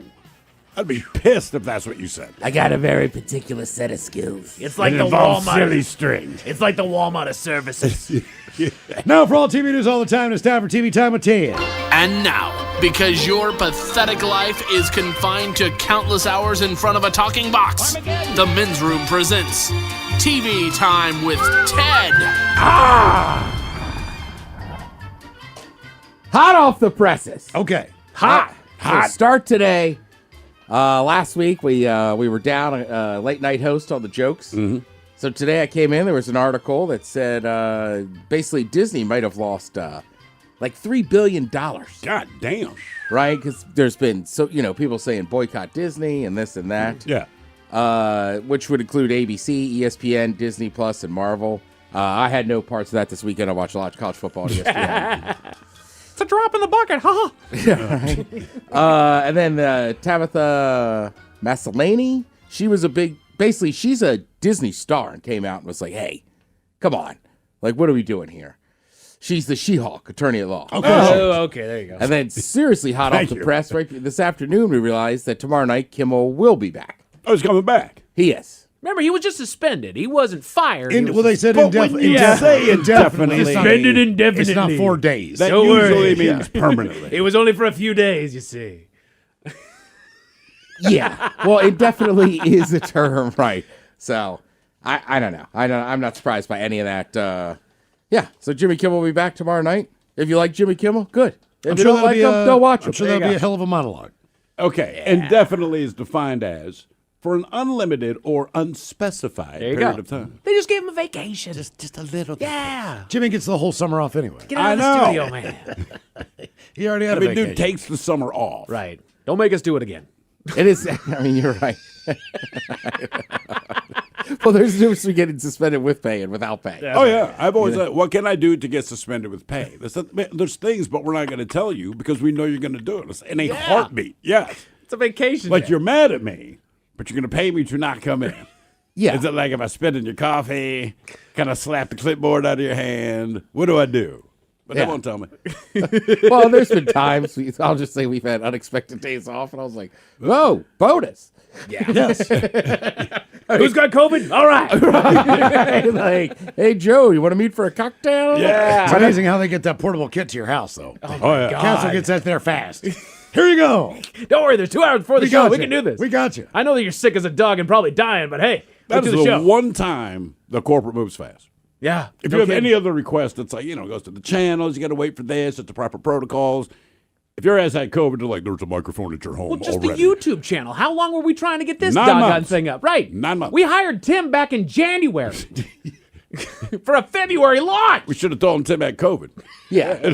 And look, I get it. A lot of people do actually work from home and get stuff done. Yeah, I'm not one of those people. Oh, not me. I'd be doing laundry during the show or like, I mean, I think it was one day, like, great, because, like, you get COVID, you got to stay home, but then you had to stay home for so many days. It's like, but, like, the flu, after a couple of days, like, I felt fine. And then it's like, you don't really think about it, but there's a game on the TV, like, we're in a commercial break, and I realized, like, oh, my God, I'm just drinking a beer. It's like, wait a minute, I'm still working. When I came home, came back to work from COVID, my place was immaculate. Oh, yeah. I mean, I'd organized the groceries, like, in my cupboards, gone through to see what I had. I was so freaking bored, I couldn't even take it. I remember golf was on every day, and then when we were doing the Happy Hour live, you always had something else up there. Well, I just put that on for effect. Yeah. Speaking of golf and streaming. sports, what a weekend in this city.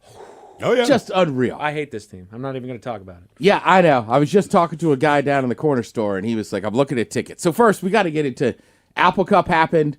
Listen, Cougs, you can't be shocked. All right, the Huskies had a down year last year. The Huskies are a much better team.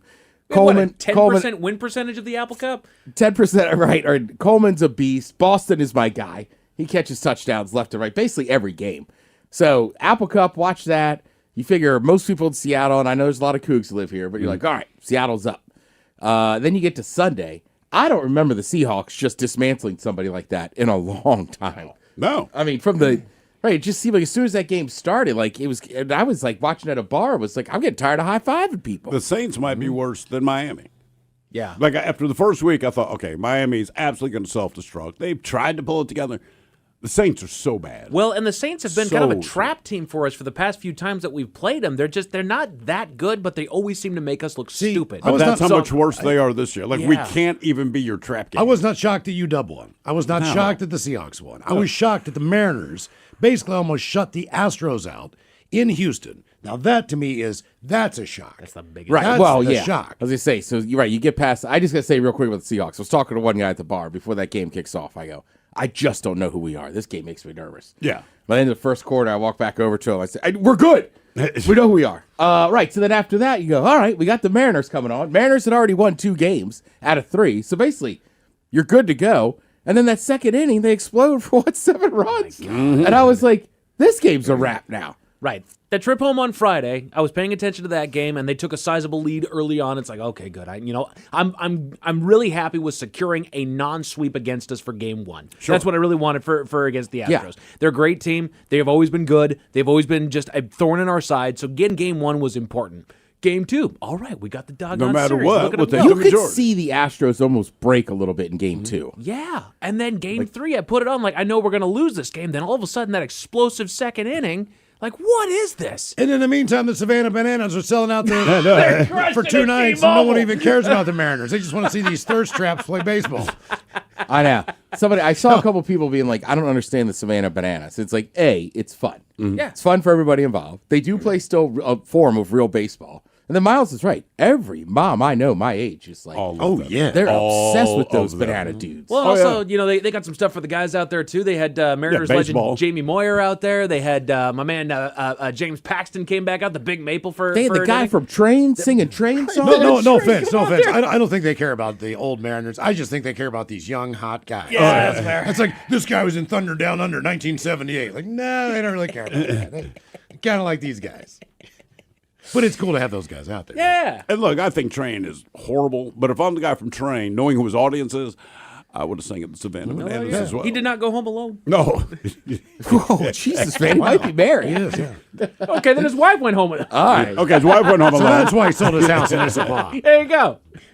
Yeah, and look, I think the Bananas are great for what they're doing. I think it's good for the sport and this and that. Like, and I love the fact, like, everybody's like, I don't understand it. It's like, well, again, it's fun. There's something for everybody. What is to not and understand? they keep their ticket prices low. And don't. Well, you're on the second market. Right. Their ticket prices, though, are low. That's part of their point of contention. It's like, we don't scout, we don't send crazy prices through the roof, but you can afford to go to our games and everything. And then, you can watch them all on the internet. Like, the guy that runs that is on to something, man. Yeah, obviously, man. Like I said, they're selling out. Yeah. It's getting bigger and bigger. Yeah. All right, let's see. So if you like Halloween, there's Basically, there's a thing called cable TV, and they're looking for somebody to make $666 plus $50 Uber Eats card. You get a 1-year subscription to Screambox. Basically, you just got to watch 5 of the scariest films of all time. Do they say what the 5 are, or what 5 of them? You might get to be? pick out of the 13. Ooh, I wonder if I've seen any of What, these. what would you say is the scariest movie you've seen? The scariest movies that I have seen in there is Paranormal Activity and The Conjuring. I haven't gone to like these, dark web style movies where they're showing, it's also what your definition of scary is. Is your definition of scary, gore porn type stuff, or is it more psychological? Is it? I would always argue. So, Miles made a good point. Actually, we were talking about this last week, and he said you had The Omen, or you had The Exorcist. And those things were creepy the whole time. You never jumped out of your seat. You're just not ever comfortable. Right. And I like how you said it. Gregory You said Peck, you're hiring Gregory Peck. right. But like you said, the slasher, they're just not cinematic. They're not really like movies. You're It's like hiring Jack Nicholson. Right. He's the star of this movie. Exactly. It is a horror movie, but you have an A-lister. So the movie has to be a movie. Right. It can't be Jack going around, I'm stabbing Jackin'. Right. It's not that. It's Stabbing Jackin'. There's more to it. I'm Jack the Stabber. So, number 13 on the list is The Thing. Okay. Then you have Thing the was good. Texas Chainsaw Massacre, the original. That's a pretty good movie. Still haven't seen the original. I've seen a handful of the remakes though. All right, what about The Strangers? 2008. Strangers, yes, that one was creepy. These They're guys the go ones on, with the mask on. Yeah, they go on vacation out to like a cabin or something like that, and then there's these always creepy a ass cabin. guys. It's always a cabin. I can't believe it. People have cabins. There's All these cabin. movies. There's actually Bad a horror things started- comedy. There's no good movies with cabins other than like Uncle Buck. There's actually a horror comedy called Cabin in the Woods that basically every horror movie is kind of predetermined sort of a thing. It's all just orchestrated, and it's called Cabin in the Woods. These people just go to this cabin, and that's how they execute. God damn it, Miles, it's not Uncle Buck. What is it? What is it? Whether he's Great Outdoors? The Great Outdoors. Sorry, Great Outdoors. that's right. I like cabins, but like I said, I got a cabin once on the Salduck River, and the girl I was with went to sleep, and she made me watch one of the Shining vampire movies out there. Oh, Twilight, yeah. Yeah, so I was out in the hot tub enjoying a little herbal refreshment, and I'm staring into the moss and everything, and then, I got up and ran inside. I got scared. I don't want vampires out here. Yeah. Even the good-looking ones. Well, it's just spooky over there. Dark. The Shining makes the list Great from flick. 1980. Great flick. Martyrs, It. Oh, it's fantastic. Now, here's one. Number 6, they have Halloween. I I'll watch Halloween. To me, that's not that scary. The first one was a little creepier because once they established it as a franchise, it's like, here comes the knife, run away. That one, it took you a hot minute to figure out exactly what the F was going on. And I think that's the only difference. It's like Rocky. Like, you don't know who Rocky's going to be until Right. three-fourths Rocky of the 2. movie. You know what I mean? Then Rocky 2. The first you go, part of okay. Rocky is just like, an hour and a half of nothing. You're just character development. Right. Then he gets in the ring and like, this is the Rocky we know. Yeah. It's kind of the same thing. Like, you don't know the Jason in Halloween yet. Yeah, that's a good point. Mike Myers. Mike Myers. Damn it. Or Versus whoever. Friday the 13th. Yeah, Come on, that's man. whatever. I You don't also know the think Nightmare maybe on Elm Street Halloween, guy. maybe I've just seen it enough, or you hear the music all the time. Like, maybe I'm desensitized. But that's the only one I'll watch. I'm like, all right. Distracted by Jamie Lee Curtis. Yeah, Yeah. she's always hot. Get Out is on the list. Nice. That was a really fun flick. I don't think it was scary, but it's good. Yeah, I mean, it bugged me on certain levels, but it wasn't necessarily like I'm going to lose sleep over. Well, and that was Jordan Peele's first dip into making horror, and doggone it, dude. We found that he has a niche. Yeah, I know. Didn't it go up for like best comedy? I'm like, is this won an funny? award. Who thinks this is funny? I don't think it's funny. It's hilarious to me. I was just saying, me, Miles, and Mike, we loved it. My God, that looked like a utopia. Comedy of the year. It's like the Flintstones. The Exorcist made the list. Classic. Yep. Yeah, you can't really go wrong with that one. Again, Yes, you can. That's probably one of the scariest ones on there. That's No, what so he's you saying. can't go wrong. It's like, that's a legit Well, yeah. scary movie. Right. And again, growing up in that area makes it even scarier. Well, growing up in a church environment makes that movie scary. Yeah. Because that was the whole point. You're going to hell.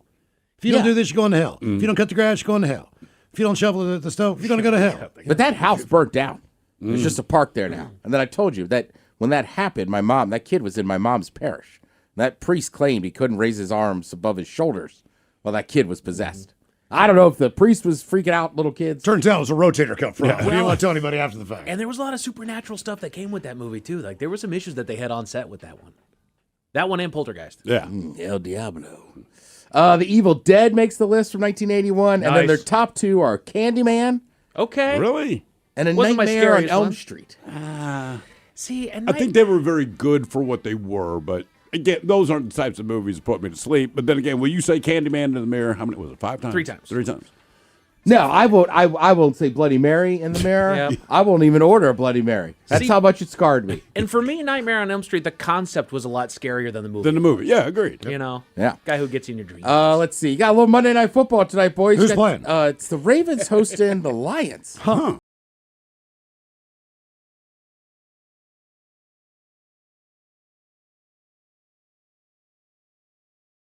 Making headlines, only 3% of parents with ugly children recognize that their children are in fact ugly. But first, we start today with the study out of MIT. According to the study there, they've determined the toughest tongue twister in the English language. MIT is studying tongue twisters. It would seem so, yes. Yeah, no wonder it's such a tough school to get into. Come on, man. Point taken, Felix. Nevertheless, MIT conducted a study and determined the toughest tongue twister in the English language. She sells seashells on the seesaw. No. How can a clam cram in a clean cream can? No. I saw a kitten eating chicken in the kitchen. No. He threw 3 free throws. No, none of those, Felix. According to the folks at MIT, the toughest tongue twister in the English language is Pad Kid Poured Curled Pulled Cod. Pad Kid poured curd pulled cod. Man, that's easy. Pad Kid poured curd pulled cod. Come on. Pad Kid Poured Curd Pulled Cod. Yes, that does seem too easy to be the toughest tongue twister. Yeah, man, what's that thing you say every day before we go on the air? You mean my vocal warm-up? Yeah, something about Betty. Betty bought some butter, but she said this butter's bitter. If I put it in my batter, it'll make my batter better. So she put a bit of better butter in her bitter batter, and it made it bitter batter better. So 'tis better Betty bought a bit of better butter. See, man, that's a lot tougher than Pad Kid poured curd pulled cod. Not according to MIT. Betty Butter might be tough, but not the toughest. You ever hear about Betty Botter's baby brother Bobby? What? Betty Butter is a tongue twister, Felix, not a real person. Nah, man, Betty Botter had a baby brother Bobby. Oh, here we go. Betty Butter had a baby brother. Bobby, man. Betty Botter had a baby brother Bobby whose baby had a bigger belly than Bobby Botter. Baby brother Bobby Botter's baby belly was bigger than baby brother Bobby Botter's belly. That's what my Uncle Julius told me, man. Your Uncle Julius knew a Betty Botter. Yeah, man, it said that Betty Botter was always bitching about a bit of batter, but her baby brother Bobby's baby boy Benji, his belly was bigger than baby brother Bobby's belly. I don't believe that. What, the baby Botter's baby brother Bobby's baby had a bigger belly than baby brother Bobby? No, Felix, I don't believe any of it. It's just a tongue twister, not a biographical account of a real person. If you say so, Playboy. I do. Anyway, once again, MIT has determined the toughest tongue twister. Okay, I got one for you, man. A tongue twister. Yeah, man. I don't know if you can do it without cussing. As a man who does not use profanity, I accept your challenge. Palm tree, pine tree, country. That's it? That's the whole tongue twister. That's very easy, Felix. A child could say that. Can you say it without using a bad word? Of course I can. Palm tree, pine tree, country. What? Palm tree, pine tree, country. What are you laughing at? Palm tree, pine tree, count. Oh, I see what you did there. This was a setup, Felix. You set me up. I really did, man. I apologize for my vulgar language, ladies and gentlemen. I am so very, very sorry. It was unintentional. We will be back next hour with celebrity birthdays.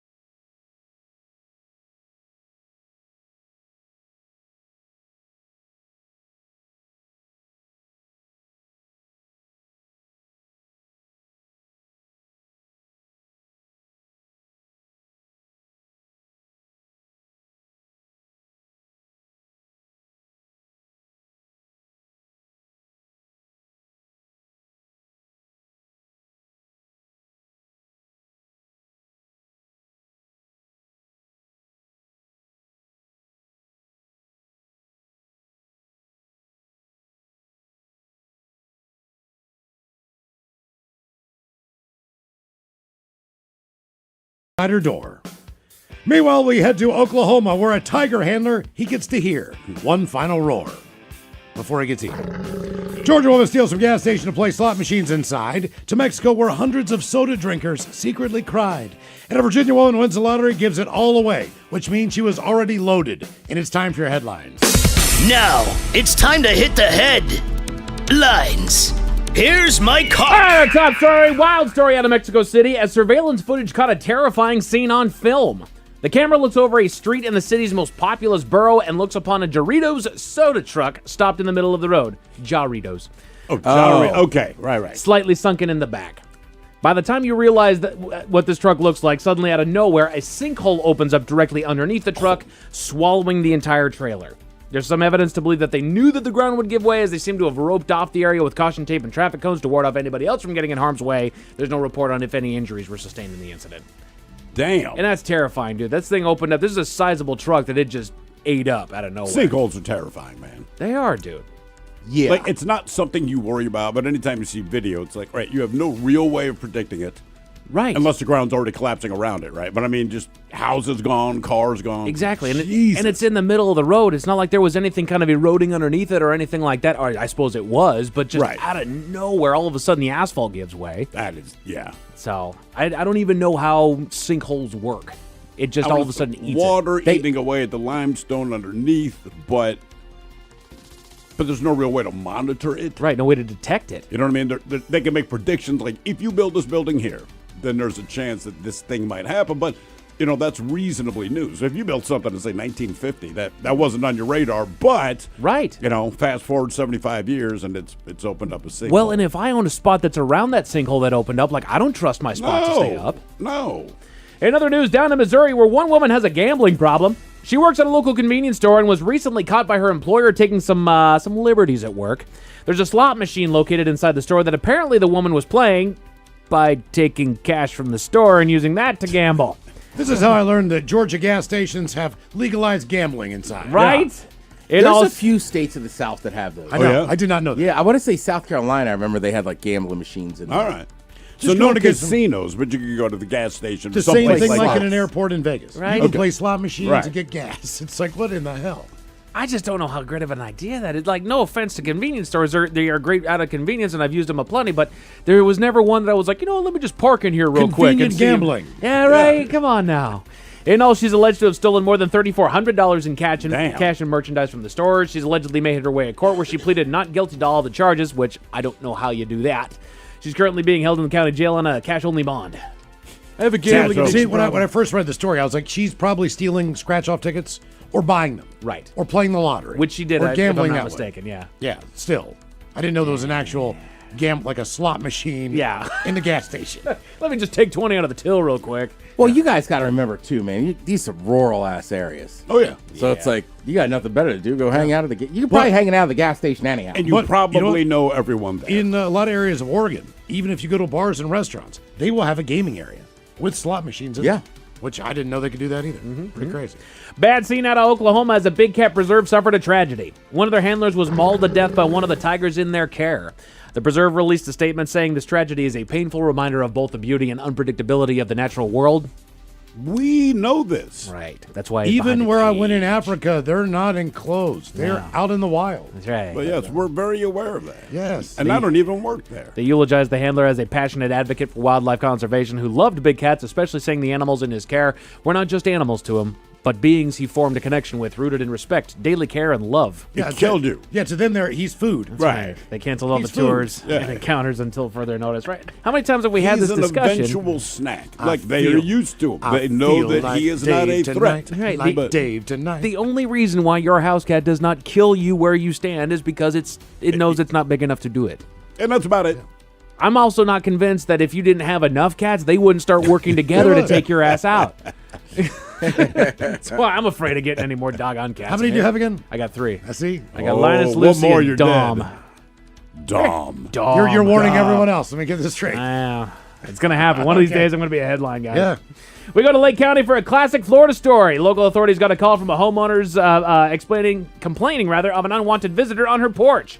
A large gator that was squatting outside of her front door. They arrived at the scene where cameras caught the whole capture of He said he's squatting. I'm Yeah. Just hanging out there. It was leg day. Yeah. They resorted to a lasso before they were able to safely subdue the animal with tape over its mouth. The gator was relocated without further incident. That's Florida 101. Yeah, standard Florida. But just in case those stories with the bad taste in your mouth, Thankfully, there's good news. we go to Virginia, where one woman's big win turned into a win for many more. The woman is a grandmother and a widow with an apparent heart of gold as she managed to choose the 5 correct numbers to win herself a $50,000 jackpot. But wait, there's more. Because she paid a little extra for her ticket, her winnings tripled, awarding her $150,000, which she plans to keep none of. What? She told lottery officials and media that God blessed her with these winnings so that she could bless others, and has elected to give $50,000 each to 3 different charities. You got Shalom Farms, the Navy Marine Corps Relief Society, and the Association for Frontotemporal Degeneration, in the last of which in memory of her husband who passed from frontotemporal degeneration after living life as a firefighter. She's hoping that her donations will inspire others to give back as well. Damn, man. It won't, but that is great what she did. Right. No, I mean, like, seriously, what she did is great. They will probably get some extra donations, but I don't think she's going to inspire a lot of lottery winners. Yeah. I mean, I get donated some of it, but all of it? That's wild. Yeah, that's crazy. Good for her. I mean, she gets to write it all off as taxes, so that's nice. Yeah. I'm guessing she was very well off. Yeah. I would assume. Certainly is now. Okay. Yeah. Doing just fine. Men's Room Sports, the Mariners. The freaking Seattle Mariners with a do-or-die, make-or-break series in Houston against the Astros went in there and did what they do. Walking away with not 1, not 2, but a full 3-game series sweep of the Astros. Going into that series, they were tied with Houston for first place in the division, and by beating them in all 3 games, that put them in a comfortable 3-game lead for first place. Mike, here's the scary part. Now they're playing the worst team in baseball. Yes, they are. That's the one. That's the... Before they play the last year's winners. So we got the worst team in baseball, followed by last year's best team in baseball. Yep. Enjoy that. Don't mess up the worst team in baseball. As Miles said, they got the day off before they make their way to finish the regular season up at home, starting with a 3-game series against Colorado that begins tomorrow night. It is the Mariners, so don't be shocked. So what you're going to watch tonight, you got baseball underway over on MLB, a little preseason hockey over on NHL, and Monday Night Football as Detroit Lions descend upon Baltimore to take on the Ravens. That's currently underway over on ABC, ESPN, and ESPN2. As far as your weather, we've got a clear sky with a low of 53 tonight, and that makes for a mostly sunny 74-degree day tomorrow. And that is it for your headlines. With that, Mike Hawk is out. Thank you, sir. I appreciate it. We'll see you next time for the return of Sit and Spin. Taryn Daly and Steve Miggs from the Daily Miggs Morning Show. Join us. Lovely Jolene's coming up next. Yes, indeed. It's all true. But in the meantime, well, we be all about this bitch. So until tomorrow, please do what you do best. And for Aletha's sake, stay beautiful. The Men's Room has been taped before a live studio audience. Wardrobe and makeup provided by Mantastic Limited. This has been a presentation of the Men's Room Radio Network. Oh, man! A Double Flush production.